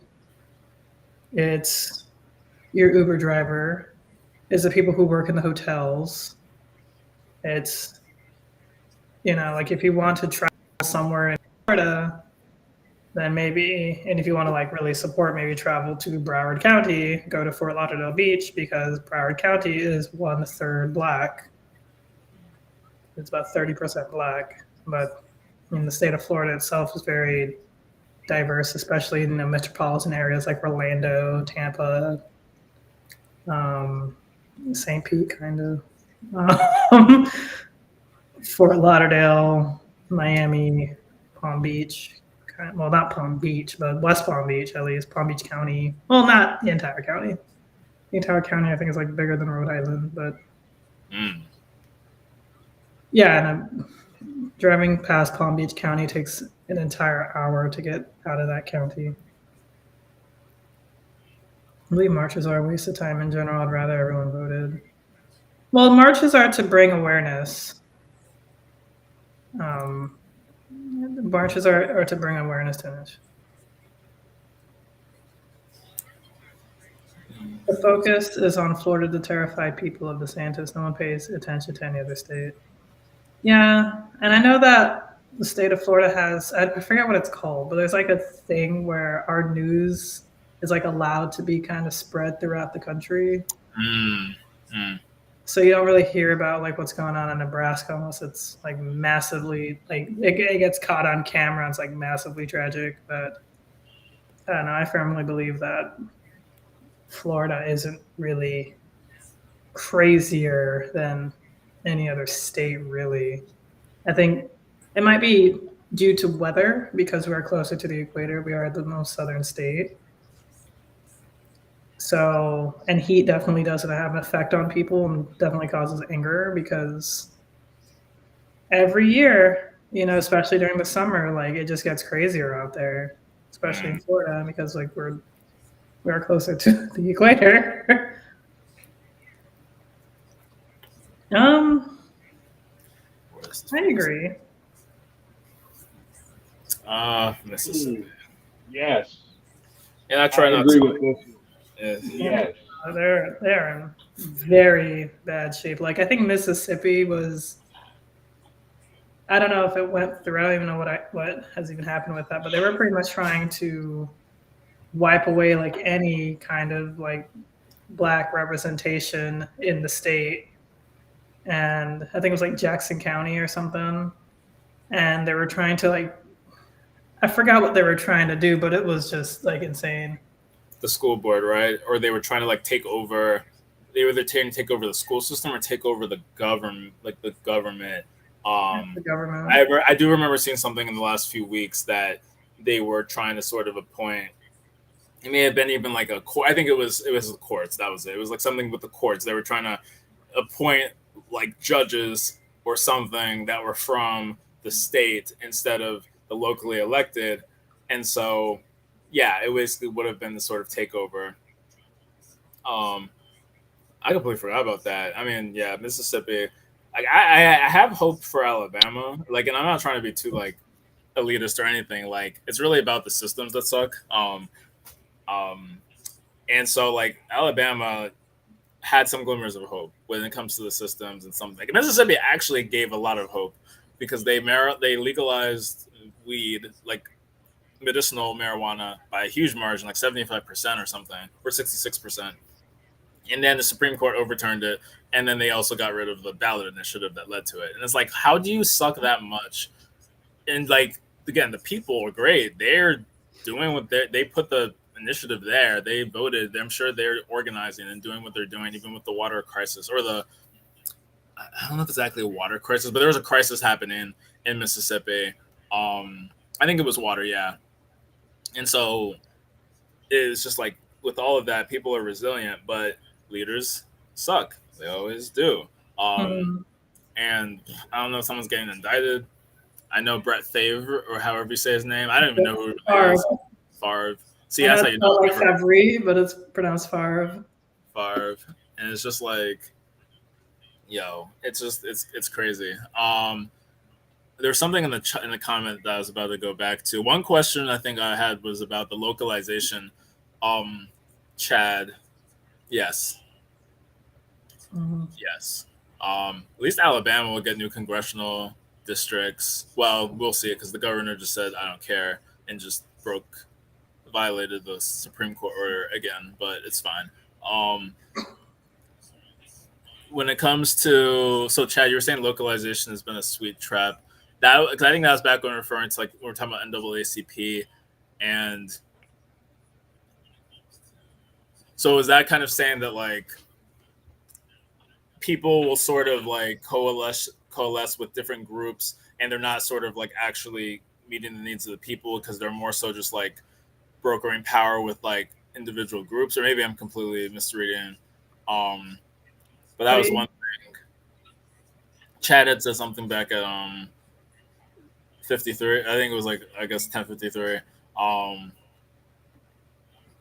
like scroll down like 15 things,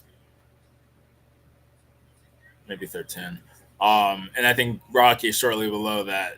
I agree actually about everyone giving a cause to give to, like whether you're donating or with time. Like there is a very powerful effect of like if a lot of people do a little bit.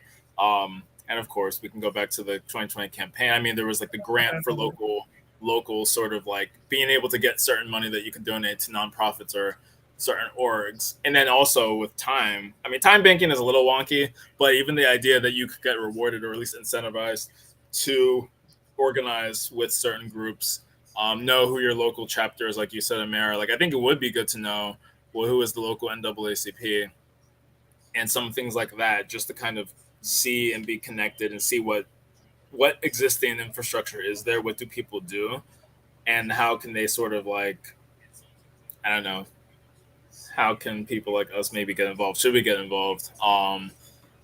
I think Gail, you said something about what can we do as us as a stream. I mean, I don't know. Part of me is just like I've done my due. I'm 28. I'm tired. No, but like I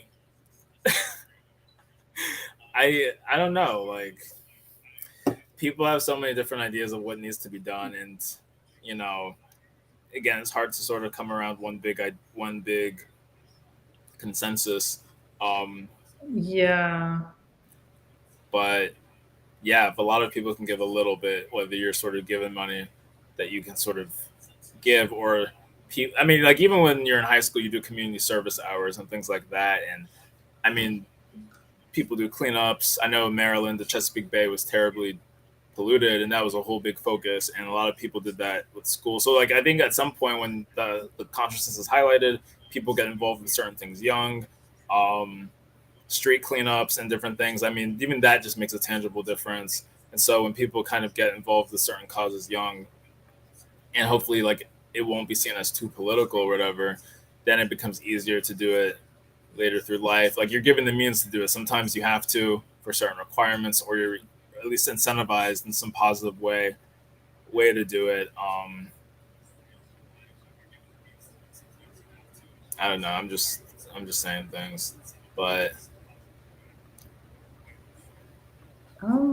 I did want to talk about what Rocky said, that he doesn't feel like marches have really done anything. And like what Chad responded saying that marches is a show of force. Like it's definitely a show of force. It definitely like brings awareness. It riles up people. I agree. It's never like a 1-to-1 of like how many people who went to march are going to vote because of a myriad of different reasons. Like there are people who are really just, especially nowadays, just out there marching for the clout. There are people who can't vote because of age or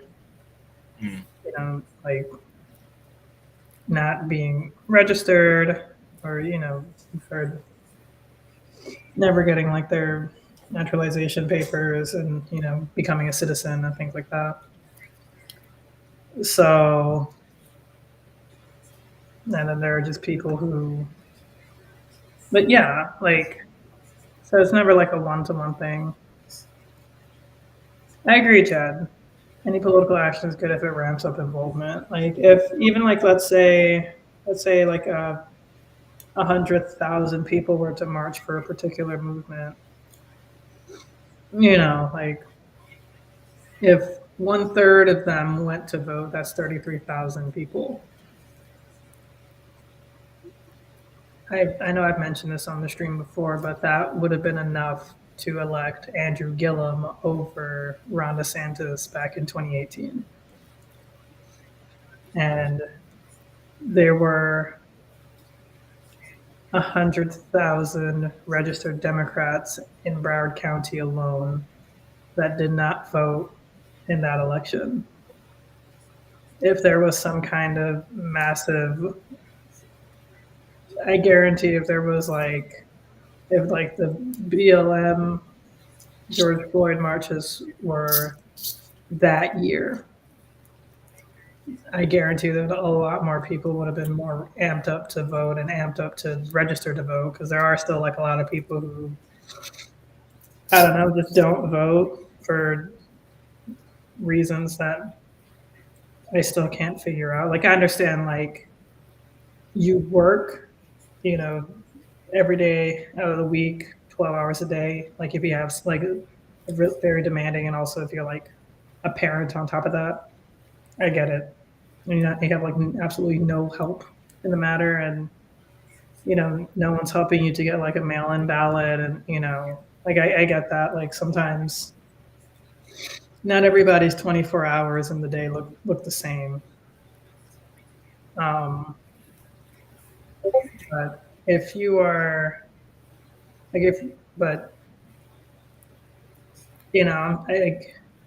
but I guess what I'm saying, like if there was like some kind of movement, a lot more people like definitely would have been amped up to register, because the marches, if I'm not mistaken, I don't quite know the number, but I think the George Floyd protests definitely amped up a lot of people to register to vote, or to check their registration and to actually go vote. Like I don't know how many, but I think I remember seeing something like that. Like it definitely pushed a lot of people to register. And it's true, a lot of people don't think to vote or care to vote. That's very true. Like it's sad to say that we are a very small niche of people who just pay some sort of attention to politics. Like there are people out there who are still just like, Trump being elected, like a lot of it, like including myself, it's a big like, light under my ass for sure. Was, definitely like lit the fire for me to really start paying attention. Well, even like a little bit prior to that, because Reddit was becoming very political and just social media in general, and like you just couldn't get away from the Trump circus until, and then when you got elected, then you really just couldn't get away from it. But there was still a large portion of people who were just like, huh, this is going to be funny, and like they just just didn't care. But when there's like massive movements, when they start seeing, like especially with the pandemic, when people were getting sick, and then like when people were losing their jobs, and their entire life just like turned upside down, and they couldn't,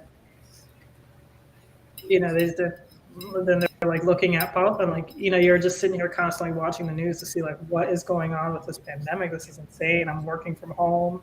My kids are having to learn from home. Like now you had to pay attention. You had to look to your leaders, and then you saw that you're like who was actually in charge, and it was a freaking circus. So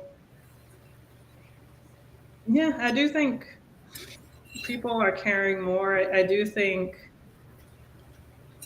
um, like things are slowly changing because people really just don't want to go back to that. And they couldn't believe that, like they let that happen right under their nose, And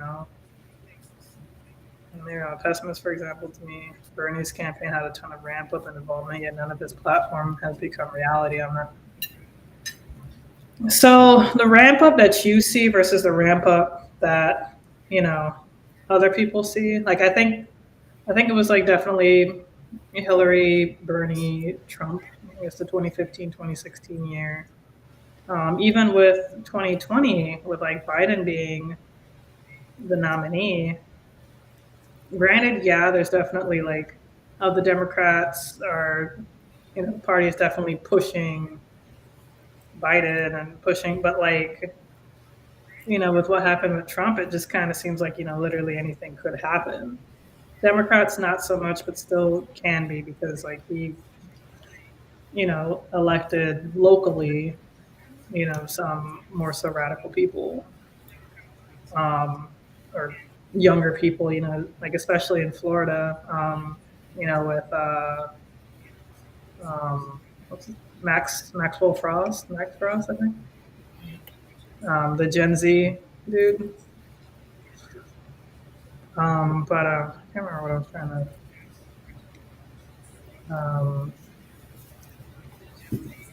I don't know. Overall, I do think things are just changing slowly but surely. It's just, I don't know. It's kind of like old habits are hard to break. People aren't voting in the midterms. Like they're still not as much. It's still more. Like each year, it's still becoming more because people are becoming more knowledgeable. News is hitting them like on TikTok and right in their face. Like with TikTok, especially, you can't hide from it. Twitch, YouTube, not so much, but kind of like Reddit. It can be difficult to hide from it too. It was a hardcore push with Biden. No one liked him, but he got the highest number of votes in history. Right. Yeah. Thank you for. Because like the internet that we're seeing is different than like what's actually happening like on the ground. Like Biden has been putting in the footwork since he was Obama's vice president. Like Obama spoke about how, when he would like when there would be like a group of people and he'd be walking past shaking their hands and introducing himself. Like Biden would be actually like talking to everybody and taking a long time to actually go through, and that resonates with people a lot. Like whether you like it or not, that is grassroots. And Biden had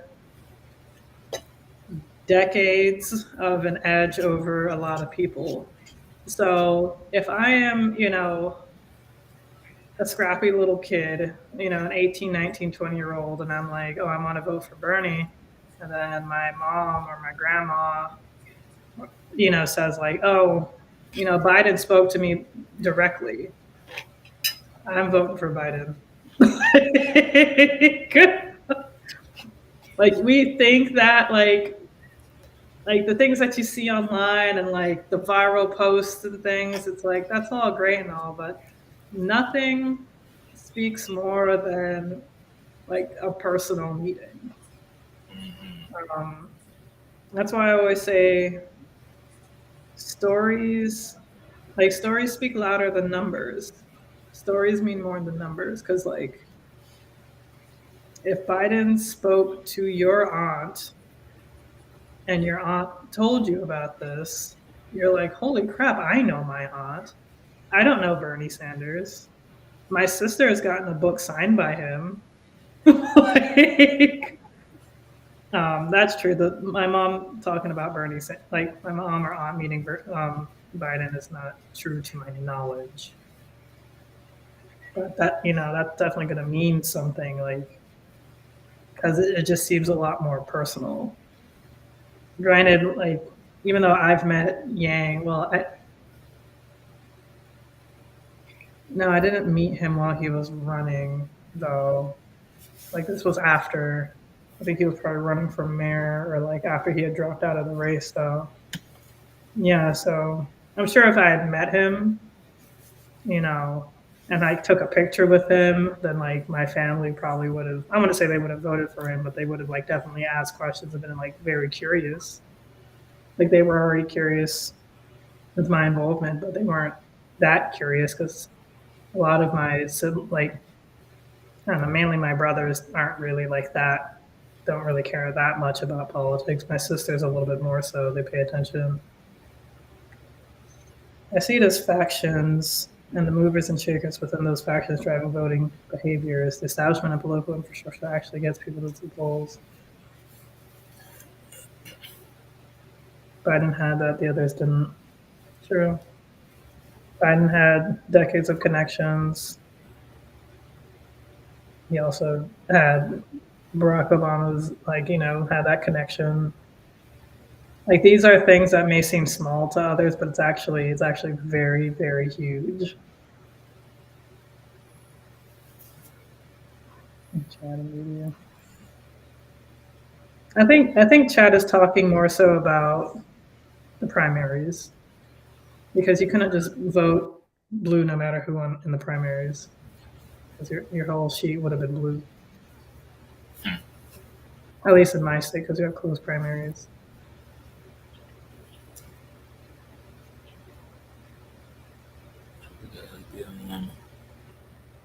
So I don't know. There's some interesting things. So I know some people have addressed Rocky's points and like, yeah, Bernie for sure what he was pushing for that all hasn't come to fruition. But I would say that there were some things that sort of certain public commitments that Biden made with. I mean, I think he went back on some of the energy stuff, but I would like to say that healthcare and some other things that have become more front and center. Even if it's not just Bernie himself, like even the $15 minimum wage, I mean, that's become much more mainstream. Again, Biden didn't do it. There was a chance to have it done and it didn't happen. But a lot more energy for certain things like Florida. I actually don't know if I wouldn't be surprised if DeSantis tried repealing that somehow or the courts doing some nonsense. But the fact that $15 minimum wage was like the most popular thing that was voted for in 2020, more than Trump, who won in a pretty good margin for Florida, but still 60% is that doesn't lie. So certain policies that I think have become more popular, maybe through like the fight for 15, and I mean all the gun violence marching. I mean I don't know because there wasn't a lot of action until Uvalde, right? So it's not. I don't know exactly if the gun violence marches led to the bipartisan sort of reform because I don't know if that would have happened anyway if not for the horrific shooting last year. And there's so many that happened that it's like, something's gonna give. But I don't know. I mean, I haven't. The only march I really participated in, I think in high school, there was someone who, like, there was a teacher who basically took us to the Capitol, so Annapolis, Maryland, and I guess it was like the marching Keep the Promise. So I guess there was supposed to be some promise for teachers. So I was able to take the trip. We drove to the Capitol and we basically marched to the steps. I mean, I was like 10th or 11th grade. I didn't really know what was going on. I mean, I was not like a child, but I was not really aware of how a lot of these things work. And then I think the other march I actually partook in that was not so much suggested by, you know, a teacher or chaperone. It was in college, no, grad school, because great year. I graduated high school or college, I should say, 2016. Entered grad school in 2016, and then less than 3 months later, my first election that I was eligible, at least presidential election that I was eligible to vote. And I was like, oh, wonderful. 20. This is a great ballot right now. This is a wonderful ballot. Donald Trump, and I mean, whatever. I'm not like a Hillary Clinton hater, but it was very clear that this was not like the best election to assert my first ever vote. And I did what I had to do in that election. But I remember that the next year, in 2017, Trump got in office, started doing Trump stuff. There was like a ban of international students that was about to happen, basically, or at least a ban. Yeah, it was banned a lot of international students, because it was sort of like the Muslim ban, but it was just like no discretion. And I was like, "What are you doing?" So there was a march that happened pretty spontaneously because our grad school, RPI, had a lot of international students. It's a polytechnic institute. Literally, like almost half of the students, maybe like half the grad students or something, were international. So it was like, okay, I participated in that march, and that was cool. And that was like pretty early, like maybe March 2017. So I was like, it was kind of like one of the big first sort of like, because I didn't really participate in whatever protests happened. And like a lot of people protested right after Trump was elected. Cool. I don't know. There was a lot happening, but I haven't really, even in 2020, sadly, I didn't get to participate in any of the Black Lives Matter protests because it would have taken me like an hour to get into Boston. And it was during the pandemic too. So I was like, this is a tall order. And then later that year, NSARS, with the Nigerian military and police brutality protests and just government corruption. There were some localized things, but I didn't get to participate in that either, sadly. So I don't know. I mean, I kind of hear you. I hear you, Rocky. I hear all the different, perspectives here, but it can be galvanizing. I'll say, and this is my last point, and this leads into what Rocky you said about Wisconsin. I did see an article recently, like last week maybe. I was basically saying how like Wisconsin actually is on the verge of becoming a blue state, or at least bluer, the way Michigan is kind of trending. Well, Michigan has always been bluer out of the blue wall until 2016. But Wisconsin is actually looking to become more like that because apparently just like Madison, Wisconsin, but there's even another place where it's just like crazy. Like apparently the turnout that youth have been doing for a college, of course, college students, but then just youth in general, because a lot of people our age will move to there because of just like the college town vibe. There's a lot of startups, or I think Colorado was a big one that was highlighted. There's a lot of places where these sort of college research and university research parks will bring a lot of people who care about sustainability and the environment. And they're going to, even if they're independent, sometimes over half these people are unregistered voters, but then they heavily break for Democrats in many elections. And so a lot of these places have become turnout machines where it's not just college students, but it's like transplants who also end up being politically involved, a little bit higher income. And there's like certain, there's certain trends that go there. And so it was very fascinating to see how like Wisconsin, like they broke the formula that normally is used, where you kind of look at the big college towns and then you offset with the rural areas. But because the turnout got so crazy, especially in the recent Supreme Court judge election of Janet, I'm going to say P because I don't remember her last name, but she won basically in a landslide. And they were saying that if things hold, that like Wisconsin could be on track to like flip a lot of things. I mean, they do have a Democrat governor, and Biden won barely by the skin of his teeth, but like it was just fascinating to read. So like they are like the number one organizing state in terms of definitely Democrats they have like the strongest Democrat Party in the country, but also they might be the strongest state party, or at least one of the best. It was really interesting to read and see how other states are also sort of um, following that lead, not just because of the college university students, but also the sort of research park and startup culture in a lot of places. Like Colorado, that's been blue since like at least 2 cycles now. So, any case, um, that was like my last thing. That's more political than sort of like civil right or social, but I mean, people will organize what they want to organize around, and you know, um, Florida, God bless. Apparently, they're trying to get pot on the ballot and abortion rights, and maybe that'll help turn out in 2020. I read an article about that a few days ago, but I don't I know. don't know about the pot going on the ballot, but there is like an abortion thing that I do want to sign or like print and mail. I know that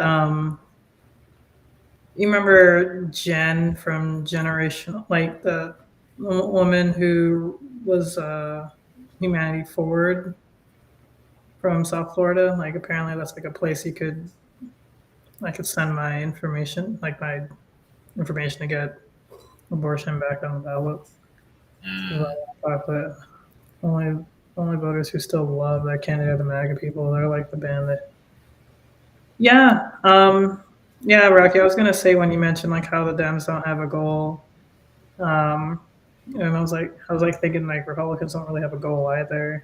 Well, I don't know. It just seems like the goal is to just turn the country backwards and just have it keep going backwards. So then the people who I don't know when people start seeing the consequences of going backwards, they'll be like, "Oh no, we don't like this." And it's like, yeah, your ancestors didn't like it either, or like a couple of generations ago, your grandma didn't like it either.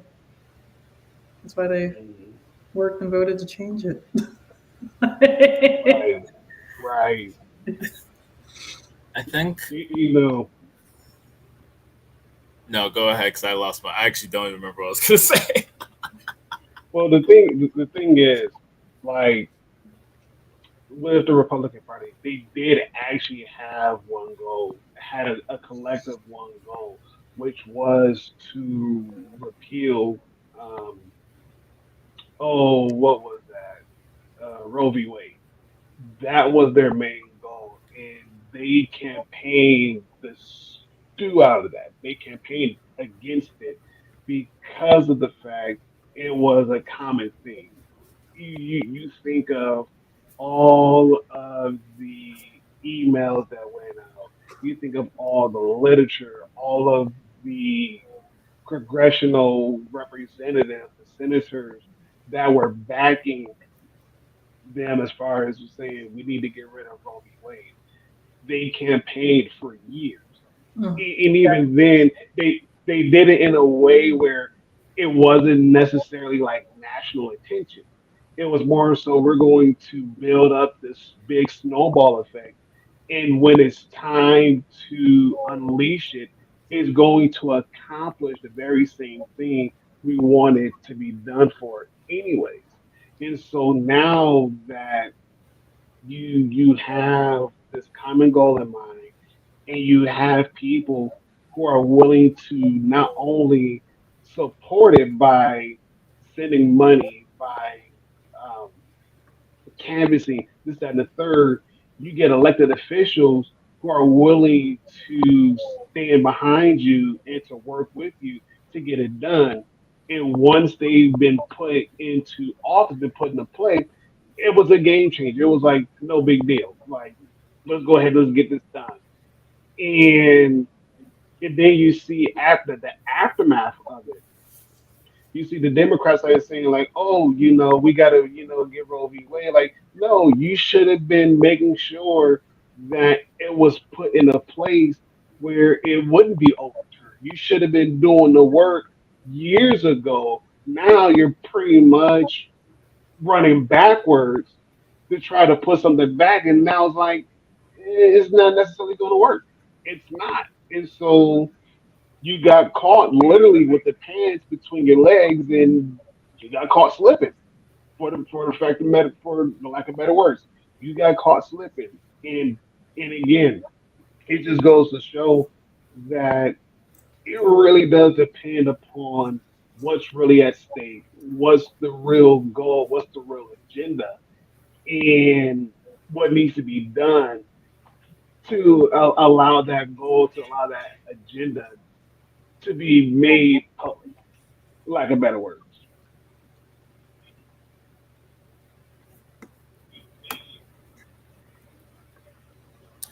You know, Yeah, no, true. Um, like it sucks because it's like progress is. I mean, progress requires maintenance. You know, like it's not really something that you just set it and forget it, because if something can be repealed, like act like it can always be repealed. Um, Right. it kind of reminds me of, like the difference between people who grew up always having money versus people who acquired money, like in their like later on in life, 20s, 30s, 40s. Like it's not like they forget what it's like to be poor, like they're constantly checking their accounts, making sure it's like, oh, did we go over a budget? It's like, yo, we literally can't do that. That's how everything's set up, but you're still Mhm. freaking out. But it's like you can't really allow yourself to be too comfortable. Is it something that you think about every day? No.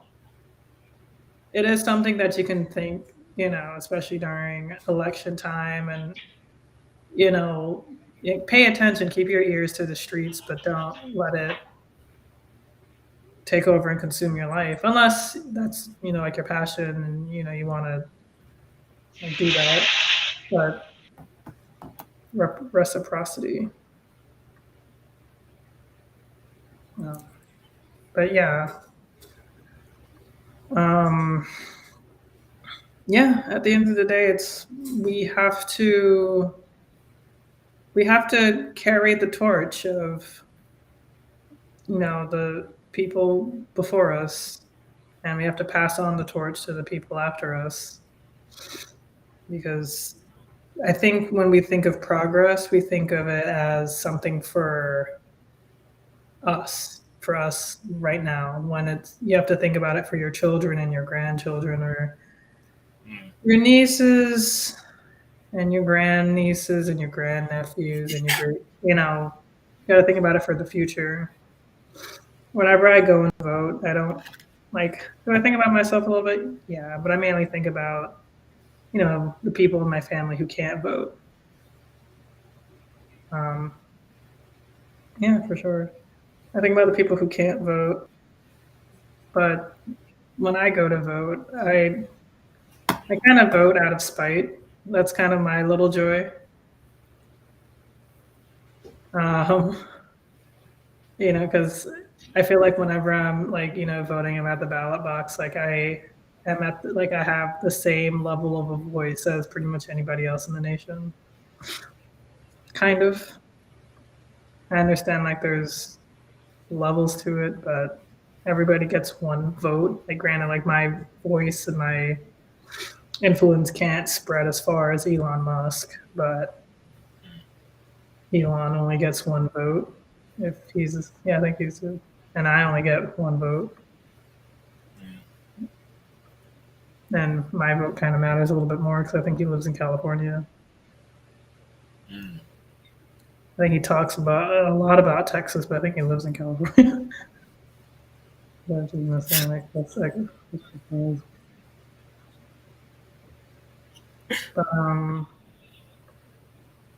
with that said, I think we should be wrapping up the stream.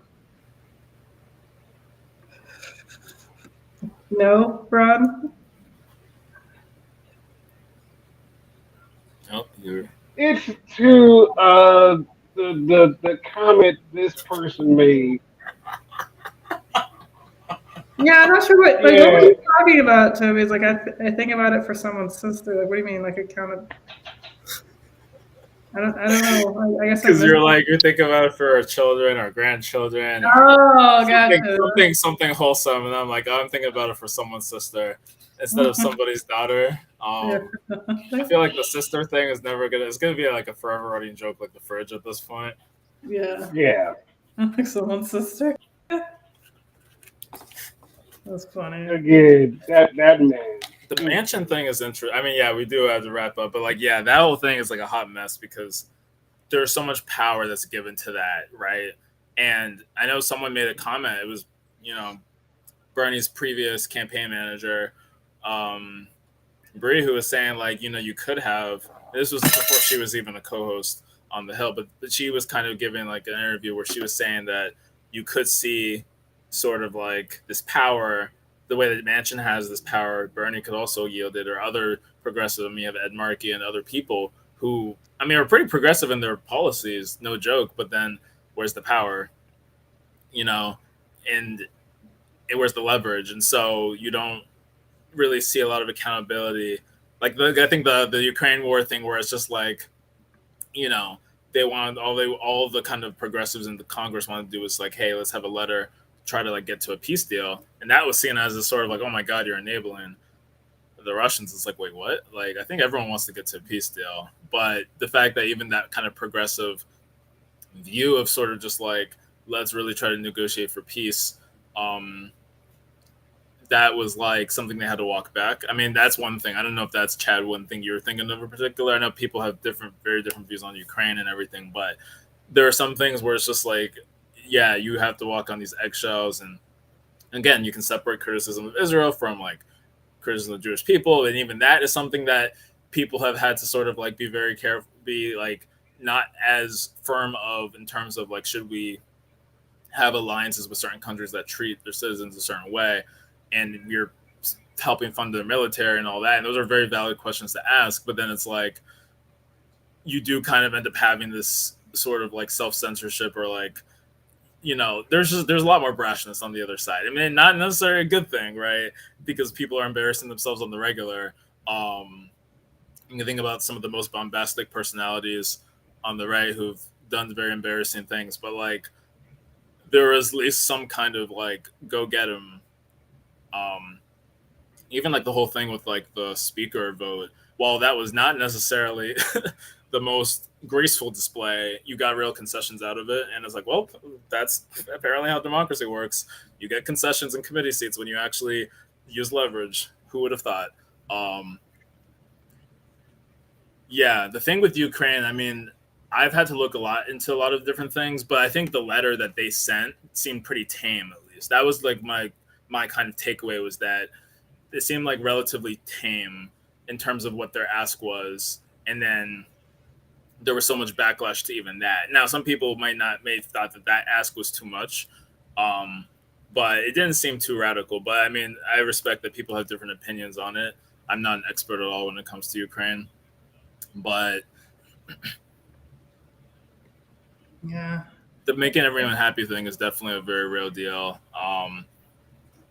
Yeah, I do think we should probably try to maybe talk about this in another stream.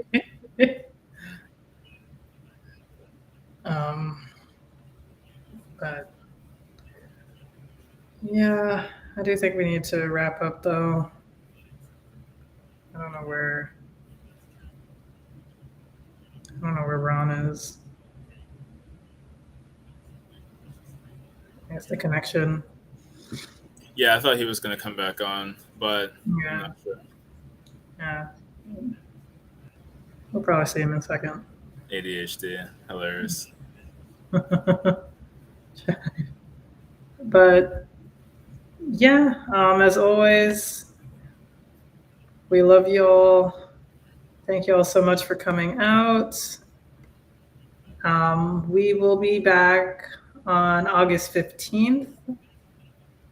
So we won't be here next Tuesday, August 8th. We'll be here August 15th with another topic regarding Black Power movements.